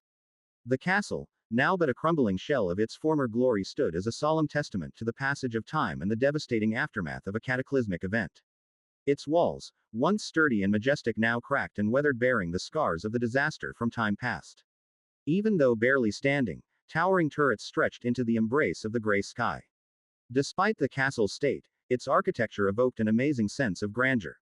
Beneath the castle wall was a cluster of settlement, equally given to the disaster. The terrain was fractured in several areas, some buildings were without roofs, many more were abandoned, perhaps because of the darkness that looms there. Closer to the base of the castle wall, a people could be seen, going about their activities. It was like every fantasy city, only with a significant touch of a post-apocalyptic event. The people wore ragged clothes, and sold skewered monster meat. Others just sat on the floor, displaying not too attractive items for sale, with desperate expressions to sell on their faces. Tents torn and sewn together from flags could be seen nestled here and there, and some group of people actually lived there. Entering their castle wall, more tents and makeshift shelter built from woods decorated the compound. A wide staircase from the point of the castle compound led to a large door with intricate patterns that barricaded the interior of the castle. And in the castle, a bustling community thrived, defying the odds of the post-apocalyptic world. The once abandoned halls and courtyards now teemed with activity, revealing the resilience of the human spirit. Each structure bore the marks of resourcefulness and adaptation, a testament to the survivors' determination to create a sanctuary in this harsh reality. Within this improvised settlement, life pulsed with a quiet vibrancy. Children played in the shadowed corners, their laughter echoing through the corridors. Groups of people gathered, sharing meals and stories, finding solace and camaraderie in their shared struggles. Stalls and tables were set up, displaying an array of meager goods. The air was filled with the scent of cooking fires and the lively chatter of bartering, as the survivors inside the castle traded what little they had managed to salvage or scavenge, although with a better expression than those of the outer settlement. In the smaller throne room of this place, as the larger one has been used to accommodate more people, a group of people sat around a rectangular table. They were not the finest of faces, well, except some exceptional few, but each and every single one of them exuded an ambience of resilience. Overall, an air of power and cogency occupied the room. At the head of the table was a familiar brown-bearded man, wearing a white shirt, its sleeve rolled. The white couldn't as much be called white anymore. His waistcoat was now tattered and sewn in different areas, but he did not seem to care. Despite his unseeming appearance and tired face, his eyes burned with a flame of resolve that seemed to ignite everyone in the room. There were familiar faces too, such as a lady overflowing with thick, twisting vermilion hair. One of her eyes was covered by an eye patch, and even in this desolate part of the world, she still held a bottle in her armpit. Opposite her was a young lady, with scarlet red eyes that seemed to pierce into anyone she looked at. Long flowing black hair cascaded down her shoulders. She was captivating despite the stern and enigmatic look on her face. The air around her commanded a presence that demanded attention without asking. There were other notable people in the room too, such as a green-haired boy, a white-haired girl with golden eyes that glowed ethereally, a dark blue-haired boy with trouble lurking in his tiny but vibrant eyeballs, a scrawny boy in glasses that kept trembling, and more. All their attentions drew towards the person standing as he started, his thick voice rolling into everyone's ears. We have all been away for the past 4 months, gathering information about this place, the Dark Continent. He paused, looking at all of them. They were so inexperienced and childish when they came here 6 months ago, but now, they all look like dependable drifters. For a second, it was like he wanted to cry, but he shook it off and continued. Thank you all for staying alive. But this is just the beginning. Now, I will call upon us one by one to share the things that we have all managed to put together from our expeditions. The man said, his eyes swung gently across to a young man with a well-groomed ginger hair, stood up, bowed his head and scanned everyone with calm eyes before speaking. As you suspected, Sage Gilbert, there was another rift in the far west of Sloria. Survivors also existed there. His clenched hands trembled, but their gates were locked to outsiders. I think they are what is left of the Sloria nation and are being sponsored by Luaningard Empire. Gilbert nodded at the boy, giving him the permission to sit. Then he turned around to the lady closest to him on his right. Annette sighed and stood up, nonchalantly gulping down her throat for a couple of seconds before she talked. Well, it's just as the little guy said, except that there was no survivors. Her eyes creased with seriousness, her voice almost trembled as she added after a breath. It was a Tier 4 gate. Immediately all of them in the table widened their eyes. Even the scarlet-eyed girl who had remained expressionless frowned slightly. Gilbert could not contain the shock of realizing it. Of course they had expected something of such, in fact more. But after interacting with the survivors that were barely keeping themselves together, some things were made clear, and Gilbert began to think, maybe the situation is not as dire as we think it is. 6 months ago, A large group of students suddenly found themselves in the heart of a desolate city, headless monsters, with neck ending in sharp jagged teeth racing towards them with vicious hunger. The students were left in the heart of danger and were forced to fight for their lives. That was the stage where some people made a distinct name and reputation for themselves. When all of them fell apart in dread and horror, a single lady suddenly stood out, endlessly fighting the monsters without saying a word. She protected as many as she could while they all cried and shook like babies. Seeing her resilience despite their stupidity began to light the flames of resolve in others. With her at the forefront, the students were eventually able to break through the horde of savage rank monsters, which wasn't hard considering that they were all drifters, and encountered a refugee settlement of some sort. Upon reaching the settlement they encountered Gilbert, Annette and a twin ladies who also got transported according to them, against their knowledge. Gilbert led an interaction with the survivors of the Dark Continent whom miraculously had been surviving for over 30 years now. The stories he heard wowed him and gave him hope. Perhaps they could save the Dark Continent and rid it of monsters. Chapter 76 Brave Hearts and Valiant Souls.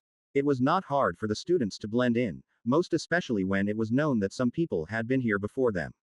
With the help of Gilbert, Annette and the twin, the drifters were provided with basic knowledge about survival in a desolate land like this. The best were picked and a city claimed by monsters was taken back. It now served as their refugee center, shielding them from the stronger monsters that couldn't be dealt with immediately. The next thing Gilbert sought to do afterwards was gather information about what happened. Not much was known by other continents. It was just a sudden monsters started reaching the borders. The first incidents claimed lives of hundreds. This warranted the Academy to dispatch its strongest drifters, protectors. Protectors were sent to the border to protect monsters from crossing over to the Central Plains. And that operation so far had been splendidly successful. Even though there was no idea where so much monsters were coming from and why they are able to easily cross despite it being a vast ocean. Nothing was known of when the Starlock continent fell and became a monster-infested land. Although many blamed it on the fact that they were only a small continent that should have merged with one of the continents nearest to them. But because of a mighty empire sitting within it, Starlock earned its right to become a continent. After much questioning, Gilbert was able to find out what had happened. It was not the rift that was an issue. Even though only 3 nations stood on Starlock continent, they were more than enough to stop the onslaught of a rift, challenge it and close it down before something happens. Most especially, the Luaningard Empire. A formidable nation that very few was known of, even that few were things known from books. Such as all the imperial family having only white hair. The real problem that faced Starlock continent was the kind of rift that suddenly appeared in their realm. All of a sudden, 4 rifts appeared at their cardinals. East, north, west, south. The people were quite shocked, but since it was a rift and they still had time before its shattering, they didn't think much about it and began to prepare to venture inside. However, one night, another rift appeared in the center. This rift was different. It shattered immediately after appearance and began to vomit different kinds of monstrosities. The people were overwhelmed by the numbers and voraciousness that these critters attacked with. No matter how many kills, they just kept coming, till they had covered the continent, razing everything to the ground. Of course, except one place. Luaningard Empire. Even in this chaos there stood as a formidable pillar but selfish and nonchalant towards the state of their neighboring countries. Their bothers was locked and contact was cut away from outside. The empire had all that they needed for survival in times when more is needed. They would send out an expedition team. Or sponsor survivors on the outside, help them survive by supplying them with their needs, while they hunt monsters and minerals for the empire. It was a cruel state to be in. As time went by, the gates only became once. The 4 cardinal rift did not shatter even after its shattering date was due. Shattering differed based on rift tier. The most that it takes for a tier 1 rift to shatter is 14 days, tier 2, 21 days, tier 3, 43 days, tier 4, 60 days, tier 5, 69 days, tier 6, 71 days, tier 7, 75 days, tier 8, 80 days, tier 9, 90 days, tier 10, 100 days. And even though all the rift that appeared at the cardinal points were tier 3, nothing happened after 43 days. So the 2 nations formed an alliance and ventured into the rift at the center to close it down, as it seemed to be the problem. But they never came back. What bewildered Gilbert most in this information was that all these rifts were tier 3 rift. Perhaps Starlock continent was just really weak. We'd have taken care of tier 3 rifts with no noise, was how he felt. However, hearing what Annette was saying, Something sounded wrong and impossible. Tier 4. That's impossible. They all confirmed it to be Tier 3 for us. Gilbert retorted, his voice striking through the air with thundering ferocity. Annette dropped the bottle she was holding and folded her arms. And began to speak, her voice dancing out with steamy breath. I don't think the people were lying either. Out of 4 rifts, I personally investigated 2 with my team. And there was something about them. If indeed the natives are not lying, then there is only one suspicion coming to mind. Gilbert frowned and replied her, muttering. A deviant rift. His words were audible enough to reach the ears of the first 3 seers both on his left and right. The young lady with scarlet eyes and black hair turned her impeccably beautiful face to him and asked. What's a deviant rift? Her voice was adorned with a tender grace. Gilbert looked at her and sighed, then his voice rolled out, tingling with respect towards the inquirer. He said, a deviant rift is an abnormal rift. There are different types. Some could be ones that shatter quickly after appearing, like the rift at the border of this kingdom. Or ones that masquerades as a weak tier, hiding its soul energy and revealing its true tier the moment drifters enter it. He lingered before continuing. The most dreaded ones are the types of rift that can grow. All their eyes widened in shock. Except the scarlet-eyed lady. The expression on her smooth face barely changed. The fact that one of this rift grew means that we must quickly begin to act. I believe that with our strength and numbers, we can close down the 4 rifts. Someone raised his hand, causing Gilbert to stop and call him out. Yes, Eric. The scrawny boy stood up, bowing and tardily adjusting his round glasses. I'm just being objective, really. An entire nation was not able to clear these rifts. Isn't it ignorant of us to think we can? One of the guys seated at the table with green beautiful hair and a porcelain skin looked towards Eric with a warm smile smeared on his face. His enchanting voice rang through the room even though he spoke softly. And what would you have us do then? Sit around till our damnation comes? Eric bowed his head. I'm sorry. He trembled before the beautiful male and lowered his head. Gilbert sighed and cautioned. This is the last time I will allow Bram.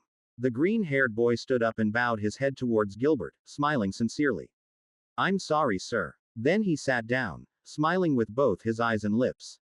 Since I have listened to the last report from Raven and her team personally, I will skip that and make an announcement based on the information we have at hand. He paused and breathed. A brief silence hung in the before he continued. We will be venturing into the gate at the northern Starlock pole. I think it is only right to close it down before any further anomalies happen. His eyes glided around, burrowing into the eyes of all 10 team leaders before him. We have prepared for this for 6 months. Do not be scared. We are more than ready to close those rifts and fight our way back home. When you arrived here, you guys were weak and hopeless brats. But now, I only see drifters who will soon become masters, brave hearts and valiant souls. Do not fret, you guys are strong enough to do this. With that, the meeting was dismissed and everyone went to prepare personally, to venture into a hell that one of them has been living for the past 6 months. Chapter 77A Nemesis, Associate and Teacher. Northern's plan for training was perfect. Actually, it was madness. A different and handmade kind of madness, and it did not take him that long to realize it. Maybe Night Terror was just being an antagonist and wanted to make him suffer within those times that he had. Maybe the stalwart monster was just being very honest and fighting voraciously for Northern's sake. Or both. Either ways, it did not go easy at all. Of course, easy was not what Northern was looking for. He had thought about this very well. He was thrown into a hell. If he wanted to survive through this place, he had to do it the hardest way. Fight the guardian monster, find and destroy the core of the rift to close it down, and finally return home to the bosom of his parents. He thought about the crude things he was going to do to Ruffsburg when he got back, but Northern decided not to fuel his purpose and passion with vengeance. It only provided power and limited versatility. Northern was ready to grow in ways that no one expected. And become the best of the best. He would survive this at all cost. And to do that, he needed to continue fighting Night Terror.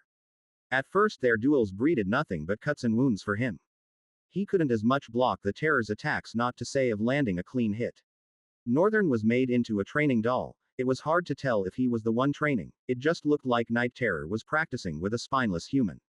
That was just the beginning though. Northern executed the spirit of a resilient warrior. His persistence was shocking even to Night Terror. His mental fortitude was tough, and when a path to an attack was destroyed totally by Night Terror's domineering strength, he didn't stop. Instead he went harder, stubbornly choosing to experiment the same thing till it worked while accommodating flexibility. It was hard, but it was possible. In fact, when the first attack slipped through and got to Night Terror, the monster expressed shock, frozen for a few seconds. Northern had that point, felt like he had defeated Night Terror, but it only got worse. That unnatural wit of his, backed up by a resilient spirit, was matched by the most fearsome ferociousness. Night Terror only got faster, his attacks carried more power such that Northern would fly away like a rag doll. Nights after nights, Northern suffered in the hands of this terror, but he chose to continue. He wasn't expecting to achieve all of his success in combat with this one fight. No matter how brilliant he was bound to give in to the effect of time and experience. But one thing that Northern was sure about was that this fight between him and Night Terror was going to build a raw foundation for him. With it, he was going to grow exponentially without having to learn martial art or spell art of any sort.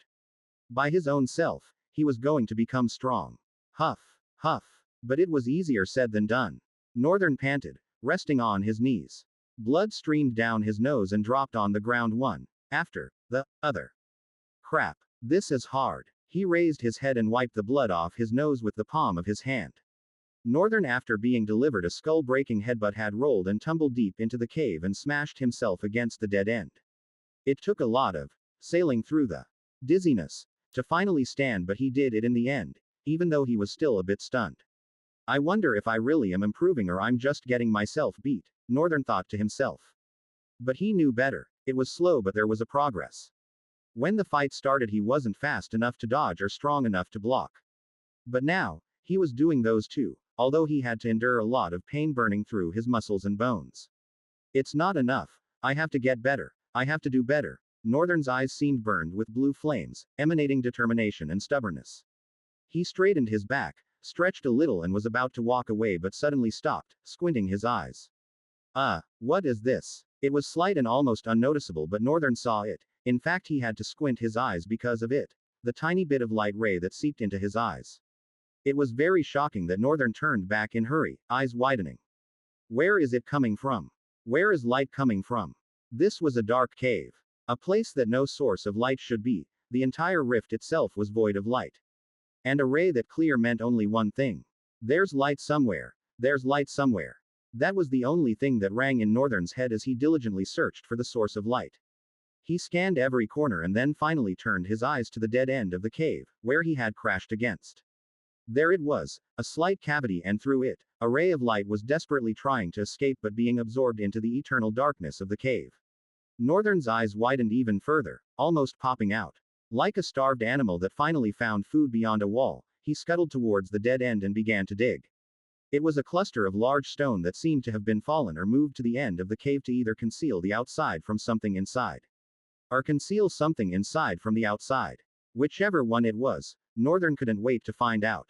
He wanted to know as soon as possible, so he began to dig through the stones with his wrist.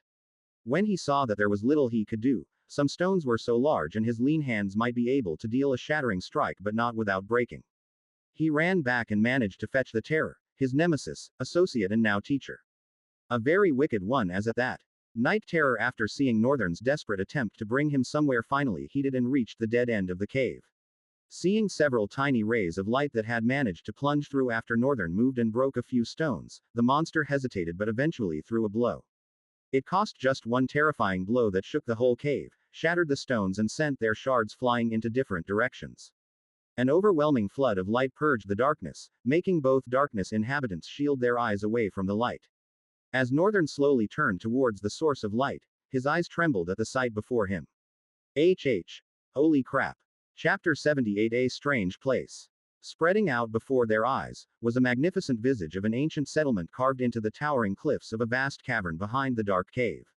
Light filtered in from unseen openings above, casting a warm glow on the intricate network of dwellings, bridges, and walkways that cling to the rock faces. It was impossible to trace where the light was coming from, but it endlessly drowsed the scenery with a flawless illumination. The structures appeared weathered and eroded, their stonework blending seamlessly with the natural contours of the cave walls. Arched windows and doorways dotted the cliff-side edifices, hinting at a once thriving community that made this subterranean realm their home. Winding paths and rickety bridges interconnected the various levels, and verdant plant life clung to any available crevice, adding splashes of green amidst the earthy tones. In the cavernous depths below, a sluggish river winded its way through the settlement, its waters reflecting the warm light and casting dancing shadows on the rock walls. It was as if this hidden settlement had stood witness to the rise and fall of civilizations long forgotten. Yet, even in its crumbling state, a lingering aura of mystery and wonder permeated every crevice and archway that invited them in. Northern and Night Terror stared for a while, bug-eyed. The point of entry of the cave where they stood was like a doorway arch. Northern looked up, back and turned his head to the settlement. Perhaps this is a tunnel that used to connect them to outside world. No doubt about it, this must have been a settlement from when this dimension thrived, before the rift swallowed it. Northern jumped and slipped down, landing on one bridge, luckily. Night Terror landed with a heavy thud, and straightened up with an intimidating presence. Northern glared and scoffed. PFF'd. Show off. Without paying attention to it, the monster began to walk forward while paying attention to its surroundings. What does it even know around here anyway? Northern grunted inwardly and began walking, crossing the bridge to enter into one of the doorways. In the center of the chamber he entered, carved into the doorway was the statue of a maiden with a large bowl on her head. When Northern stood before the strange lady, it was like she was kneeling before him. Feels strange. He speculated and moved his eyes away, scaling towards the wall of the building and squinting his eyes to focus more. He could see strange intricate carvings adorning the walls. Northern followed through from the first imagery description carved into the wall. He retracted his head after observing it for a while and tilted with slight shock. Murals. They were murals, work of arts that seemed to depict a story of some sort were inscribed on the wall. Northern when he entered this place had no doubt that this place was a settlement. But seeing this carvings, the statue. More so, the chamber had no single belongings that seemed to have been left by homestayers. There were broken and decayed table here and there, and overturned golden plates. But that was just it. However, all corners of the walls were filled with the murals, seeming to have an endless story to tell. The first image depicted a man chained with several ladies carrying bowls just like the one carved into the center of the chamber. Northern moved close to it, leaning his head very close to inspect it. There was a single man amidst two rows of maidens with the same bowl upon their heads, walking in their middle. Then the next mural still depicted them walking. Northern followed the murals till he got to the window of the chamber, jumped outside to see it continued but saw nothing left of it. Then he looked down to the last chamber sitting on the ground, where the river flowed from. Then he looked up, to the highest and largest chamber buried atop the cliff. Nothing was extraordinary about the mural but like an enchantment, he had been seduced, wanting to know only two things. Northern lowered his gaze again with the question, where were they coming from? And, his eyes scaled up, and where are they going to?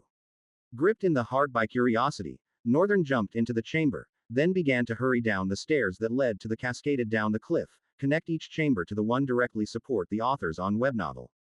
Lower. Eventually his legs stepped on the lowest ground level, cascaded down the cliff, connect each chamber to the one lower. Northern looked around for a moment but couldn't see Night Terror. He didn't care much about the monster, for there was another matter to tend to. Maybe this was just a side of himself he never knew he had, investigating histories.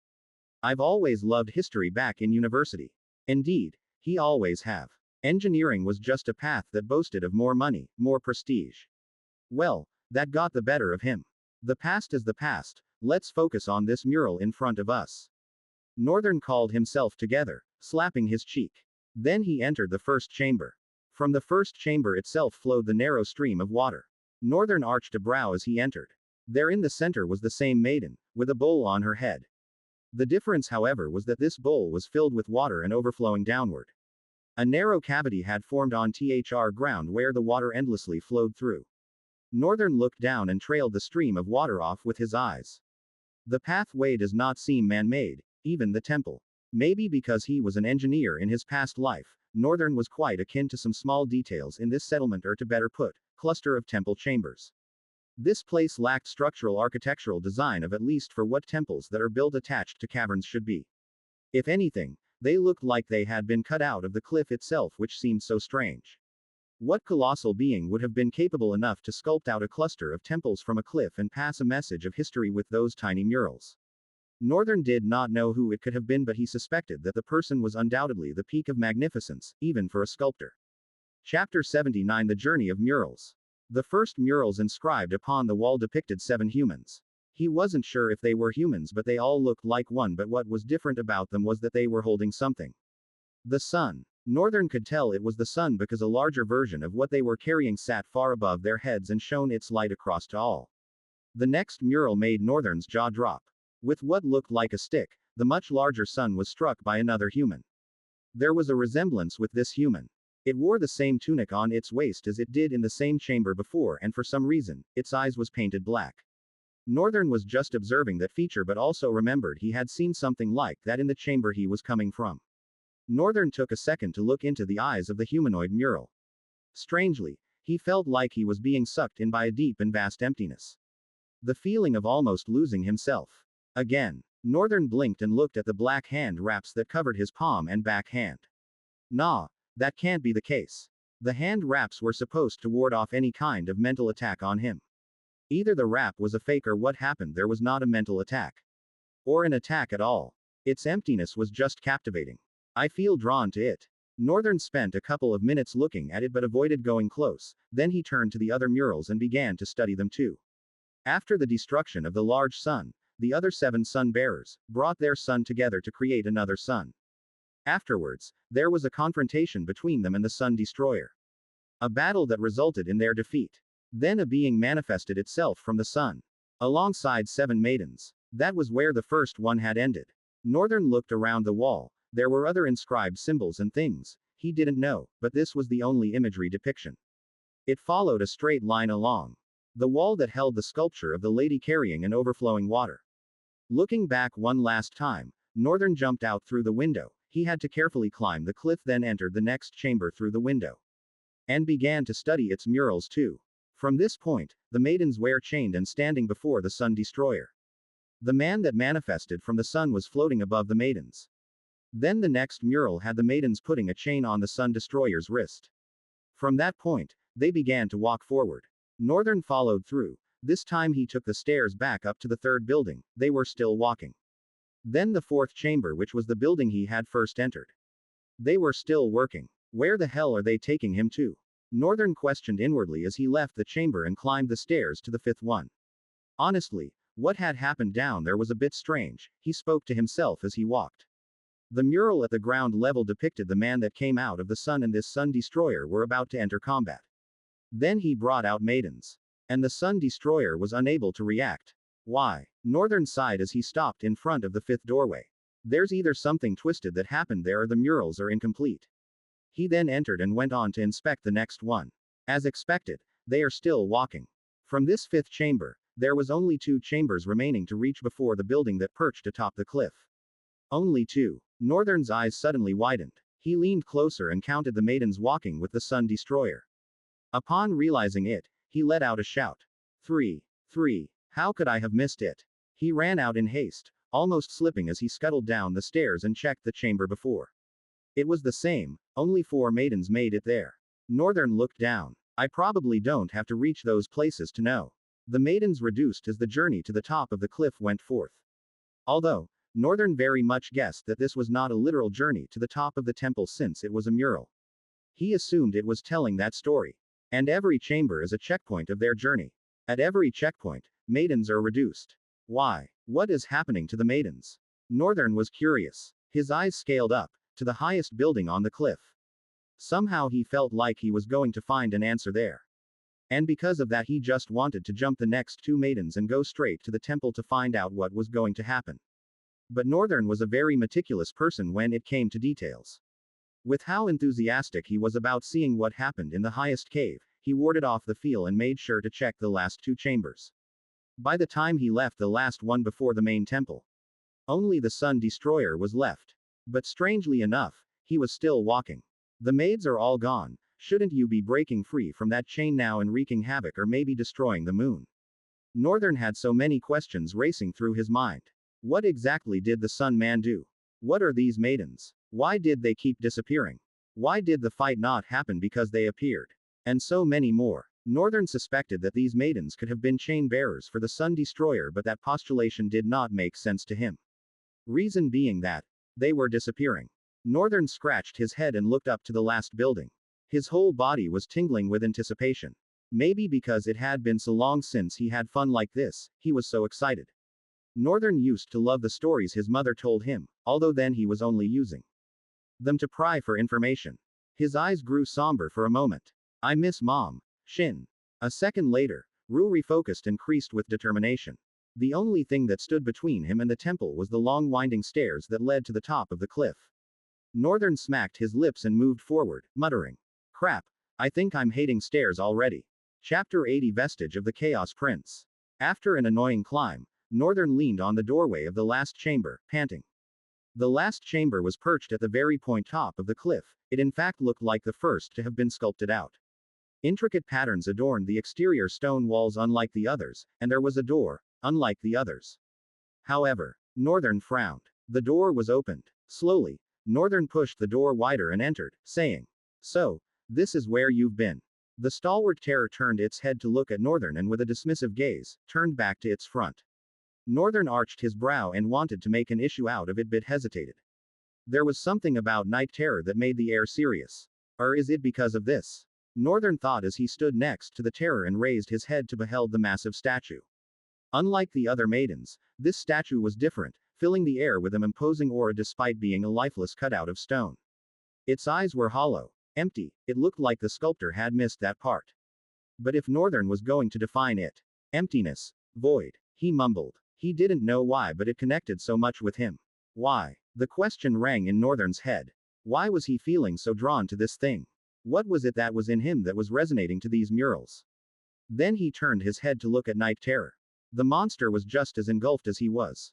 It spared no glance to the side and just stared into the hollow eyes of the statue. "I guess he is as drawn as I am." Northern smacked his lips irritatedly. It kind of sucked to find out there was nothing special about him. This was just a magnificent memory that bewitched whoever saw it. Those eyes. They were dark, evil, empty, yet beautiful. Am I going crazy? Maybe the effect was starting to take place again. Northern looked at his hand wraps. They were so cool that an air of mystery was added to him. Maybe that was why he was so confident in their abilities to do their job. Of course, unlike most other weapon abilities that needed to be activated, this worked normally. He didn't need to actively supply its soul energy. Well, not that he could even if he needed to. Which was why these hand wraps were very impressive in Northern's eyes. But if it turned out that Northern's, also perfect, hand wraps were actually being ineffective. He shook his head rigorously. I don't know why, but I feel like this is not an attack. What if he was just being tricked again? It wasn't like he saw the madness coming through. Oh, well, I guess I will just be consumed again. Northern allowed a small smile. It was utterly useless to worry about the things that were out of one's control. So was Northern's belief. He stepped backwards to envisage the entirety of the statue. Just like the rest of the maidens, the man was also kneeling. But his felt powerful. Northern took a deep breath in, seeping in the might of the statue as he did, then he breathed out. The statue was kneeling on one leg, with both arms spread. It was like the man was carrying an overwhelming weight and it was forcing him to his knees. However, there was no weight on it, except the cliff itself. Could it be carrying the entire cliff? Northern wondered. In fact, when he looked at it, that was what it seemed. Like the Sun Destroyer was being forced to carry a weight much larger than it could bear. Northern scoffed. What weight could be so heavy for a man that destroyed the sun to carry? He mused. Perhaps the weight of the world. At first it seemed funny, but a second later it wasn't so funny anymore. The more he watched the statue, the more somber he became. Both of them stood there in grave silence, motionless and staring into the hollow eyes of the Sun Destroyer. Night Terror on the right, Northern on the left. They Santa. ARED, for a while. Then something glinted into their eyes from the depth of the void of the man's eyes. Night Terror's eyes widened and his claws without delay thrust into the right eye of the man. Luckily, Northern did not lag behind. He had also seen the glint, and the moment Night Terror smashed his hand into the right eye socket, his hands also followed, smashing into the left. His fist tinged a little, but that concerned him less, because there was something at the end of his fist. He slowly turned his head to Night Terror, the stalwart monster too doing the same. Then both of them withdrew their hands. Clasped within Night Terror's crude claw was a small orb. It was just like a soul core except much smaller. It was pitch black, seeming to contain a swirling sea of darkness. Northern frowned a little as he looked into the orb. Then he understood something. This is it. The thing that was drawing him in. It was the void that was in man's eyes. Void, after all, is a dangerous sea of darkness that seeks only to consume all, leaving only echoes of despair. If so was he. Northern paused. He had not finished thinking, but seeing Night Terror swallow the orb of darkness was so shocking and disturbing that he had to pause whatever he was thinking about. Night Terror turned its four malicious gleaming eyes to him, radiating with a palpable greed. Northern frowned. No, you don't. He threw the orb into his mouth before Night Terror could do anything and swallowed down, staring at the monster with an evil smug grin. Night Terror glared at him indifferently, silence ensuing between them for a couple of seconds. Then a tremendous torrent of pain fell on both of them, pushing them to their knees. Northern let out a guttural cry. For Night Terror it was a power growl that seemed to shake the very earth. Both of them tried to scramble through the ground with their arms and legs, but something had gripped them by the heart. And was spreading its root into their soul. For Northern, he could feel it so much, a tremendous sea of darkness spreading throughout his soul. Threatening to consume any and everything. Since he had no soul core, there was literally nothing to consume. The pain he had to endure was that of the vast soul energy he had received from touching the crystal during his evaluation, being overwhelmed and corrupted by the void that was spreading throughout his soul at a speedy rate.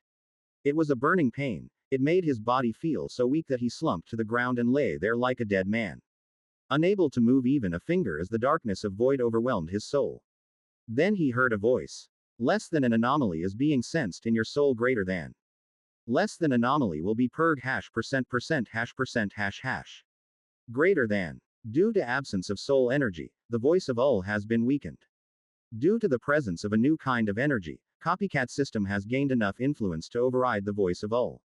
Copycat system has overridden the voice of Ul. Congratulations, you have received a name. You have received 3 new attributes. A genetic attribute has been found in your soul. You have gained 1 new attribute. Chapter 81 Spawns of Void. You have absorbed a vestige of the Chaos Prince. The vestige of the Chaos Prince is taking root in your soul. Your soul is being devoured by the void. You do not have a soul core. Soul energy is being consumed by the void. You have awakened a new kind of energy, void essence. You have received a name. You have gained 3 new attributes tied to your name. An extremely rare genetic trait has been discovered in your soul. Void essence has manifested this extremely rare genetic trait. You have gained a new attribute. Northern was not sure what these messages meant, but as they kept ringing out, the pain intensified, his eyes went blank and the only thing he could see was darkness. Northern hugged himself and shivered as he felt a jarring pain forcefully drove through his muscles. He was not sure what was happening to Night Terror at this moment. But the monster was equally letting out pained growls. At some point, its growls became weak and stopped. Both of them laid motionless on the floor for a while, then eventually passed out. Northern's eyes slowly came open, blurry at first. But things weren't so hard to tell apart because he was in an inky darkness. However, there was a slight ache behind his head. His whole body felt sour. As he stood up, the sourness eased a little. He rested his back against the cave wall and let out a tremendous sigh. That sigh seemed to carry a lot than just tiredness. Northern struggled to remember what had happened, but eventually he did. When he did, he flung up and tried to trace his way back to the dead end of the cave. However, something was different about him. Northern could accurately navigate through the darkness. He could tell which apart from which the moment he stood up. The stones, the tiny cracks that ran through the wall entered his vision effortlessly. Even though it was so far away, everything seemed so close to his eyes. And it caused an overwhelming amount of information to enter into his eyes such that he couldn't help but feel heavy. And collapsed without barely walking. My eyes. Feels numb. Northern took his and tried to squeeze his eyes. He closed for a couple of seconds and opened it, blinking. Okay. Now it's better. Indeed it was. So, he stood up. However, he was met by the same amount of information running into his eyes. It was much and overwhelming.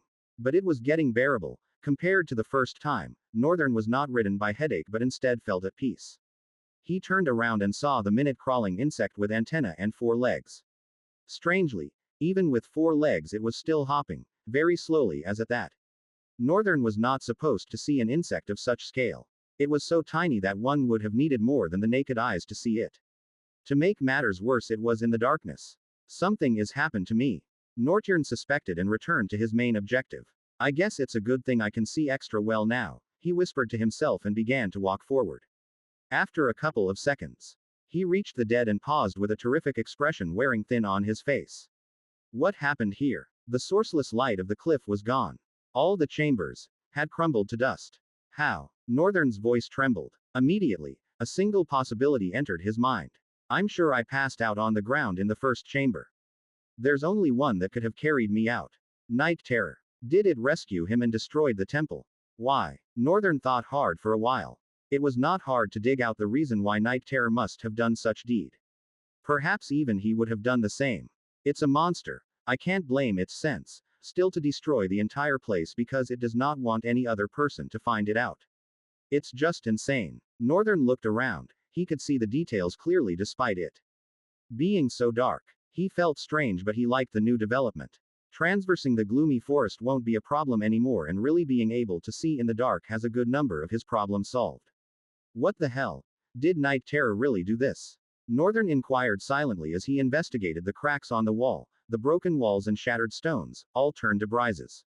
It would take a colossal being to deliver such blows. Northern was sure that whatever happened to him that made his eyes so good in dark, amongst many other things, would have definitely given Night Terror a power of some sort. Northern couldn't help but feel a sense of being robbed. That bastard. He turned and headed towards the entrance of the cave. He had gotten out, and yet Night Terror was nowhere to be found. He sat at the edge of the cave, his legs tempting the deep ground to swallow it. But Northern was not worried about falling down this time around. I feel like I have everything in control. I feel very, very good. Northern commented inwardly, allowing an absurd smile. He wasn't used to smiling, so now that one came out, it looked odd on his pale, lifeless face. Northern closed and opened his eyes. Then looked down. Something shocking happened. He could see as far as into the gloomy forest. And there, Night Terror was currently decimating the scavengers, destroying them with a primal glee burning in its eyes. The stalwart monster tore through the ranks of corpse eaters like he was cutting pieces of paper. It was melting in and out of darkness, playing with the savage monsters. For some reason, the crimson flames in Night Terror's eyes seemed to burn more ferociously than ever before. Northern's brows creased to a frown. At this point he was sure. That bastard. It has definitely become more powerful. But Night Terror's rise in power was not what amused Northern the most. He was sure. He too must have received something. Northern's heart danced with excitement as he summoned the panel of his profile. Let's see what I've got. Chapter 82, Recounting Gains. Profile. Name. Northern Longguard. True name. Nameless. Attributes. Formless, spawn of void, limitless void, vestige of chaos, all eyes. Soul rank. Walker. Talent fragments. 978 1,000. Copied talents, 1/1. Owned items, Mortal Blade, Eternal Twilight, Silver Sword, Death Glare, and 23 others. You can now check the information of your true name and attributes. It didn't seem like it at first, but a deeper look at it. His profile had really changed. Damn. I have 5 attributes. The maximum amount of attribute that drifters were allowed to have by Ul was only 1. When one receives a name, an attribute is tied to it. Of course, the name and attribute often has something to do with their talent. Oftentimes, it's like a strings of fate are woven to connect a drifter to certain events that had occurred in past dimension that had fallen to the rift. Northern was about to go through the same thing. Receive a name and gain an attribute. However, an anomaly was discovered. Northern folded his hand, rubbing his chin as he thought. I suppose if the system had not taken full control, Ul would have done something to nerf me. However, because of the void essence that corrupted his soul energy, it was made impossible. I don't know if this is a bad thing or a good thing. Northern stared indifferently at his status for a while, particularly gazing at the attribute section. Then he scoffed and shrugged, saying, "What can be bad about having 5 attributes? Not just 2 but 5. Something in his heart welled up. Northern could tell the coming days were becoming promising. If he considered that he had not even become a drifter and yet he already had 5 attributes when all drifters had 1. Then if he takes into account the fact that he could now control and manipulate an energy far greater than soul energy, void essence. So much potential to become strong, to become the strongest. Across all dimensions, only I will be the honored one." Northern gleamed maliciously, the light in his blue eyes shining brighter. He felt bad for having no talent of his own, then even worse for being able to copy just 1 talent as a walker. But suddenly a great compensation had been offered to his heart. But on to the most interesting part. Northern grinned as he anticipated it. Now that Ul's affluence upon him had been completely removed by the system, it was possible for him to see the details of his attribute. Northern enthusiastically summoned the letters with his mind. True name. Nameless. Description. You are a spawn of void. You are nothing, a vessel of emptiness meant to serve only one purpose. Chaos and destruction. You cannot be named. You are nameless. Northern tilted his head left and right. Something is odd, abusive and strangely amusing about this description, he evaluated. He couldn't quite put his fingers on it, but the description called him to nothing. Is that because of the nature of void? A vessel of emptiness. The most amusing one. I cannot be named. Northern lips curled up. Something about this makes me feel like I'm special. It was a different case if it said, you don't deserve a name. You should just be nameless. But that part of the description, you cannot be named. You are nameless, had a powerful ring to it. Like Northern was a vessel that could not be affected by the naming concept. Northern shook his head as his thoughts went deeper. Let's just continue checking this for now. True name. Nameless. Description. You are a spawn of void. You are nothing, a vessel of emptiness meant to serve only one purpose. Chaos and destruction. You cannot be named. You are nameless. Your name is a vast sea of emptiness that swallows others and causes nothing but despair. Unique ability. UN name. Unname. You can absorb others' name and make them nameless. When names are absorbed, attributes are absorbed with it and broken into fragments. Attribute fragment can be used to enhance your own attributes. The stronger the rank of the name, the more fragments received. Northern's mouth fell. Whoa woo woo woo. He almost fell down the mountain, but it wasn't hard to gain his balance. Maybe it was because of the void essence that now filled his soul. He had a more definite control on his body than when he was using soul energy. Or it could be something else, Northern objected. Being able to unname a named person was huge. This literally makes him an anomaly. Wait, was this the reason Ul said an anomaly has been detected? Meaning that if Ul had been allowed control, she would have surely done something to nerf him. Northern exhaled and smiled heartily. Again, he looked so ridiculous. He said, looking down at the panel. Man, I sure am grateful that the copycat system stepped in. He paused and added, I think I might just die from excitement. I haven't even checked my attributes yet. But wait, is it really normal to have abilities tied to one's name? Northern wondered aloud. However, there was no answer to such question, until he met other human. And maybe ask them. Or maybe not. He wasn't confident of his socializing skills, so he would just put off that thought for now. However, his name gave him an overpowering potential already. Being able to break their attributes into fragments and use them to enhance his own. I suppose that was just the doing of the copycat system. Attribute fragments, talent fragments, that all sounds the same. Northern exhaled. He lingered for a while before continuing the description. True name. Nameless. Causes nothing but despair. Unique ability. Unname. Attributes. Name. Formless. Rank. Fated. Description. A demon of development, flexibility and adaptability. This attributes enables you to find it easy to adapt to anything. Natural phenomenon. State of being. State of mind. State of physicality. You can become anything while applying a paramount level of flexibility to yourself. Your formlessness absorbs others' form into its own. Wow. Northern nodded in approval. Moving on to the next. He moved on to the next. Name. Spawn of void. Rank.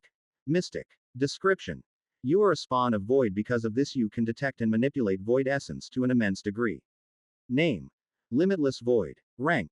Mystic. Description. Limitless void is a metaphysical world that exists in your soul. Northern looked at the description for a while, with his brows raised. I have a world in my soul.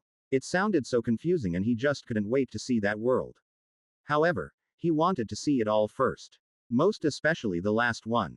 He suspected that all eyes could be the reason for his excellent eyesight. So he couldn't wait to just see its description. He moved on to the next. Chapter 83, All Eyes. Name. Vestige of chaos. Rank. Unknown. Description. Unknown. Northern looked at the panel, raising his chin. There just have to always be a mysterious one, huh? He sighed and moved on. Nothing could be done about an unknown attribute. Name. All eyes. Rank. Divine. Description. This is an extremely rare genetic trait that appears once in every 10 generations. As of now, not much is known about your esoteric blue eyes. Effects.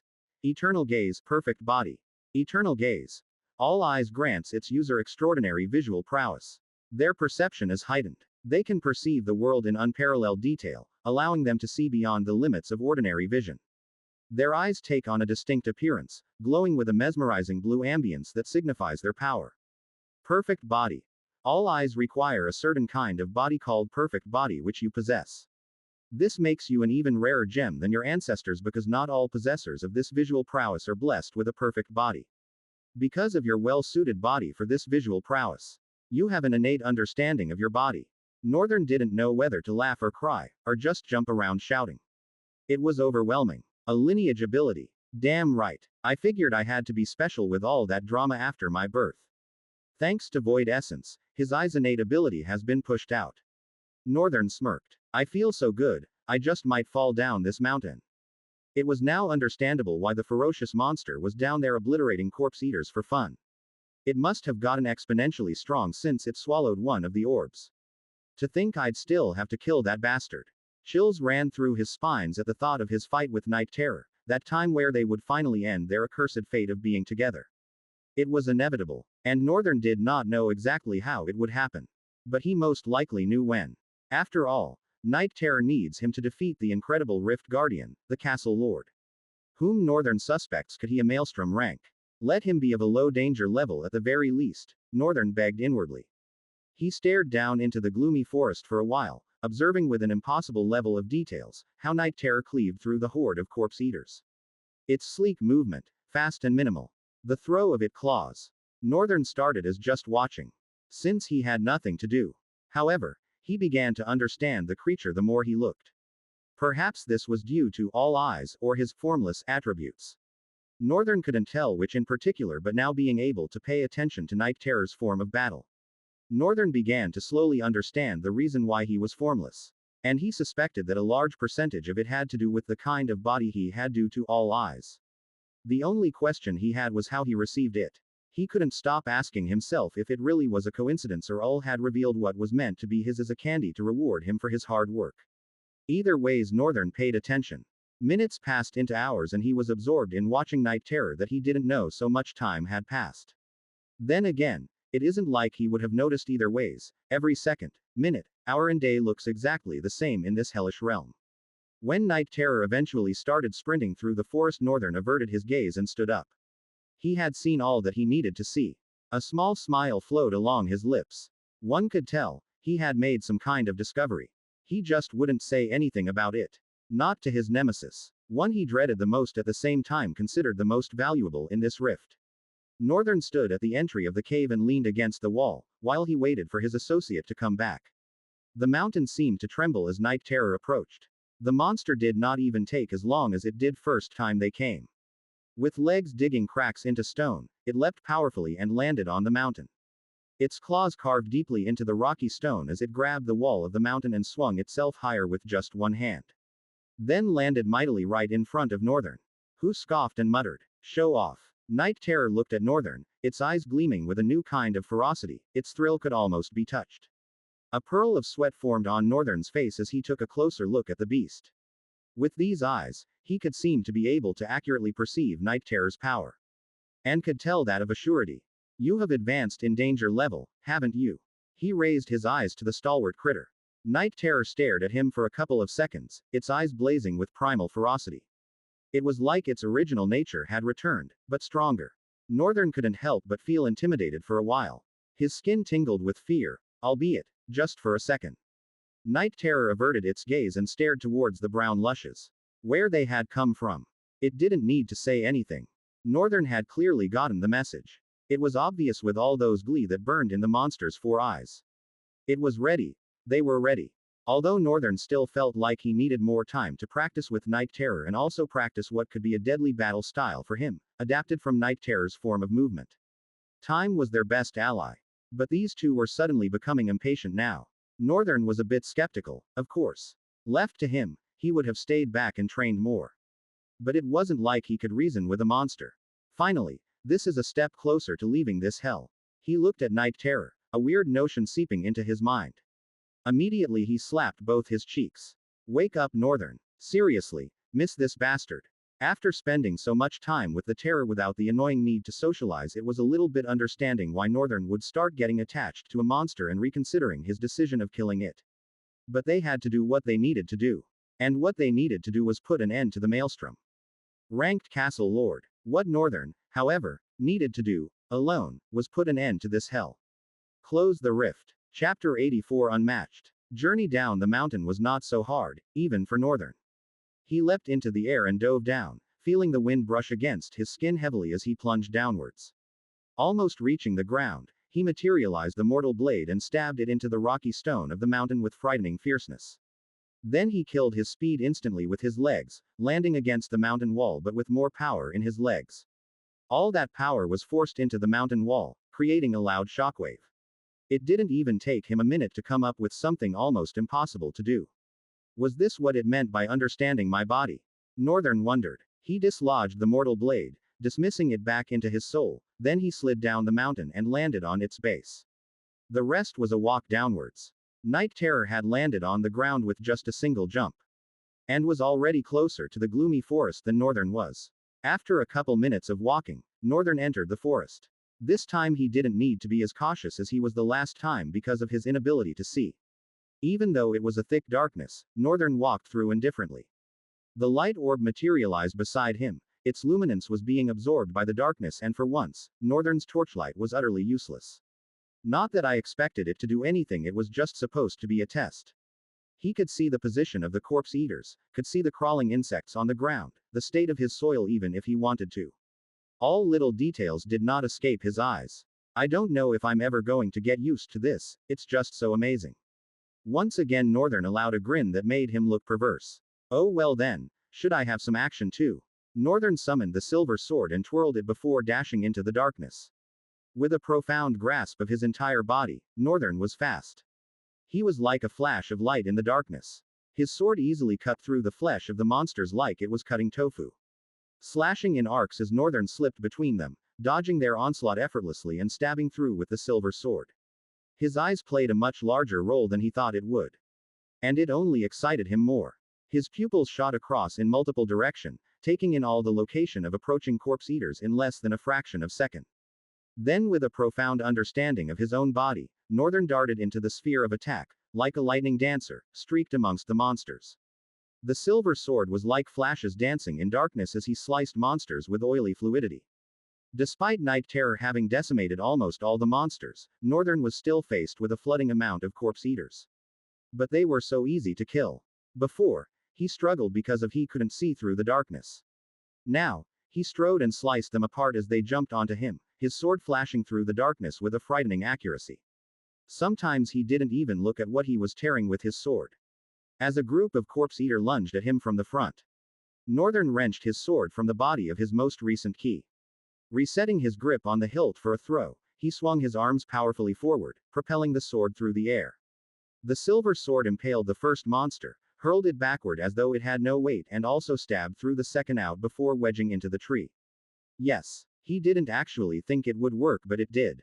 2 monsters huh. I guess that's as far as my full power can go for now. With 700 plus talent fragments, he felt incredibly strong but in reality he was just. Northern shook his head rigorously. No, don't do that North, he stopped himself. Then his eyes blazed with flames of determination, slightly illuminating the part of the darkness where he stood. We've come so far already. Let's appreciate ourselves for a job well done but no complacency. I will close down this rift and become the strongest. He summoned the mortal blade again, dismissing the silver sword in the process. Then weaved through with the onyx sword merging with the darkness as it flashed across. After a couple of minutes, Northern and Night Terror were standing outside the gloomy forest. I guess that took shorter than the last time, he whispered looking back. His brows furrowed, lines of frustration straining forehead, then added in a low tone. Those bastards kept running away. Corpse eaters were by far the lamest of monsters Northern had come across in the rift. They are monsters that only eat dead things, although their hunger and number had given them the audacity to go for more. To challenge a living thing. But now, the Walker and Hellion had instilled in them so much fear that they would never approach anything that breathes, even if it's harmless. Northern and Night Terror had become more formidable than they ever were, thanks to the vestige of the Chaos Prince. Night Terror was about to start moving but Northern immediately stopped him. What the hell are you doing? He shouted, quickly grabbing the monster's left hand. Northern quickly released the hand after almost freezing from the itchy feel of its furs. More so, Night Terror looked like he was about to bite his head off, allowing a very fierce low snarl the moment he touched the monster. Ahem.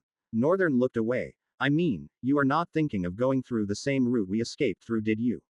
The monster looked confused but stared at him nonetheless.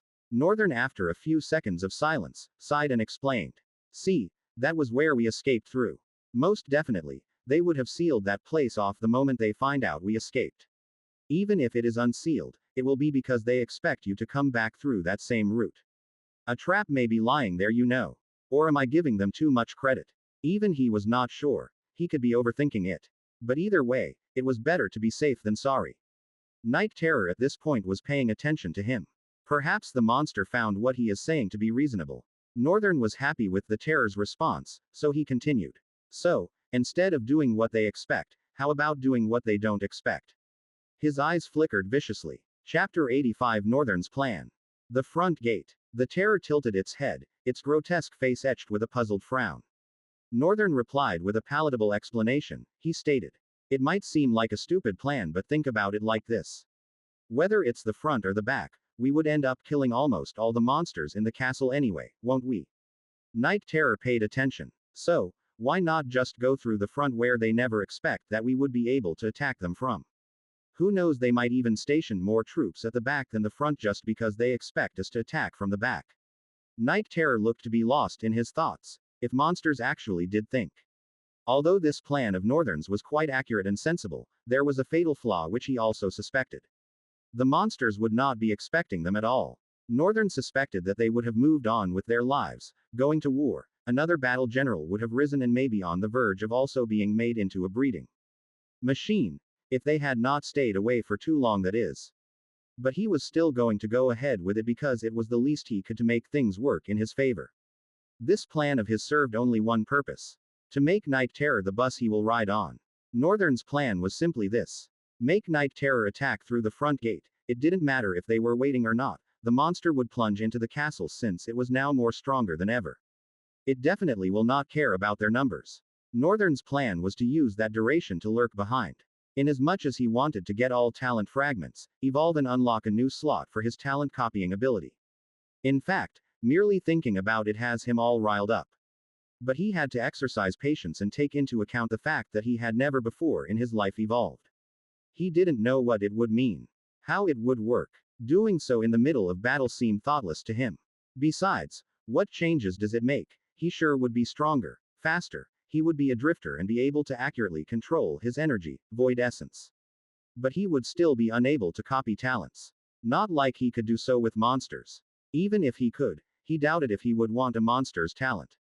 He still had to wait till he closed down the rift and returned to the academy, where he was bound to meet thousands of amazing talents. So instead of depending on his state after reaching 1,000 fragments to pull this through, both defeating the castle lord and his inevitable battle with Night Terror, he could just lower the odds by being sneaky and wearing down Night Terror, while preserving the majority of his own strength and unleashing it in the last fight. Although it was easier said than done. Northern did not expect a perfect execution of this plan, as the monster itself has proven itself to be quite smart. But should it fail, Northern would have no choice but to depend on his evolution and what comes after it.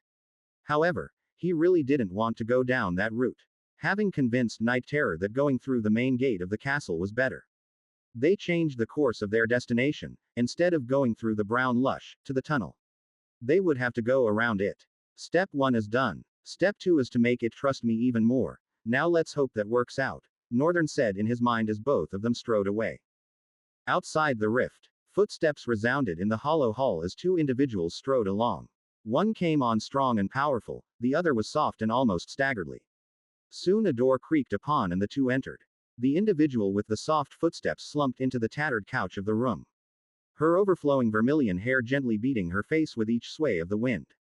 She had a blank expression on her face, her usually vibrant but now dull eyes slowly glided to her dominant hand, which usually clasped a bottle. Unfortunately, this time there was no bottle in it. Not in her armpit either. She let out an exasperated sigh and leaned her head on the couch, looking into the ceiling blurred by cobwebs.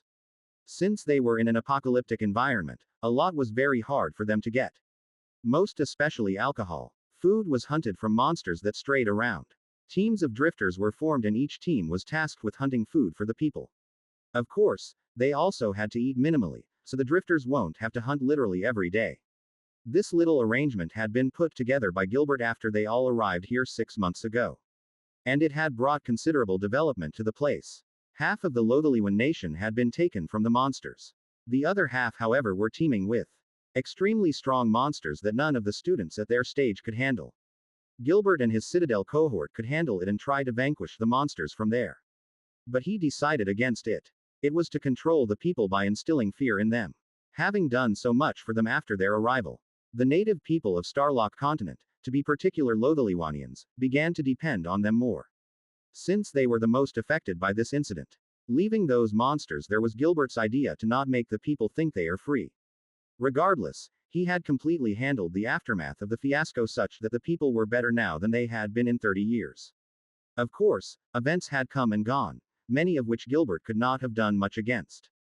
Overall, everything was manageable. And Gilbert needed it to stay that way. Walking towards the wooden office table, Gilbert unhooked his sheathed sword from his waist and placed it on the table. Then he turned and leaned against it, looked at Annette indifferently and asked. So, what about him? The warm and elderly innocence in his eyes from months ago had completely disappeared. Now he just radiated a cold mean.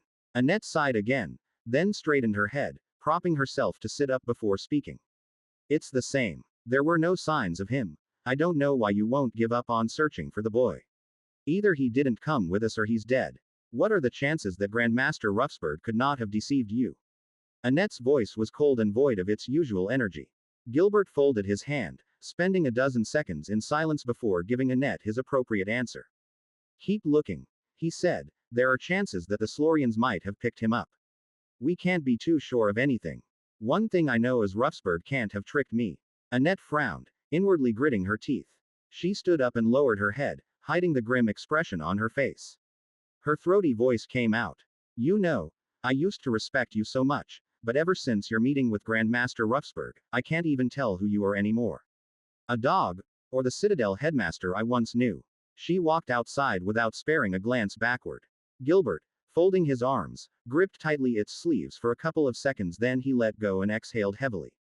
With a sullen expression falling on his face, he breathed. I'm sorry, Anne. I am nothing but a dog desperately trying to be free from that man's reins. Then he sat on the floor and allowed a heavier sigh.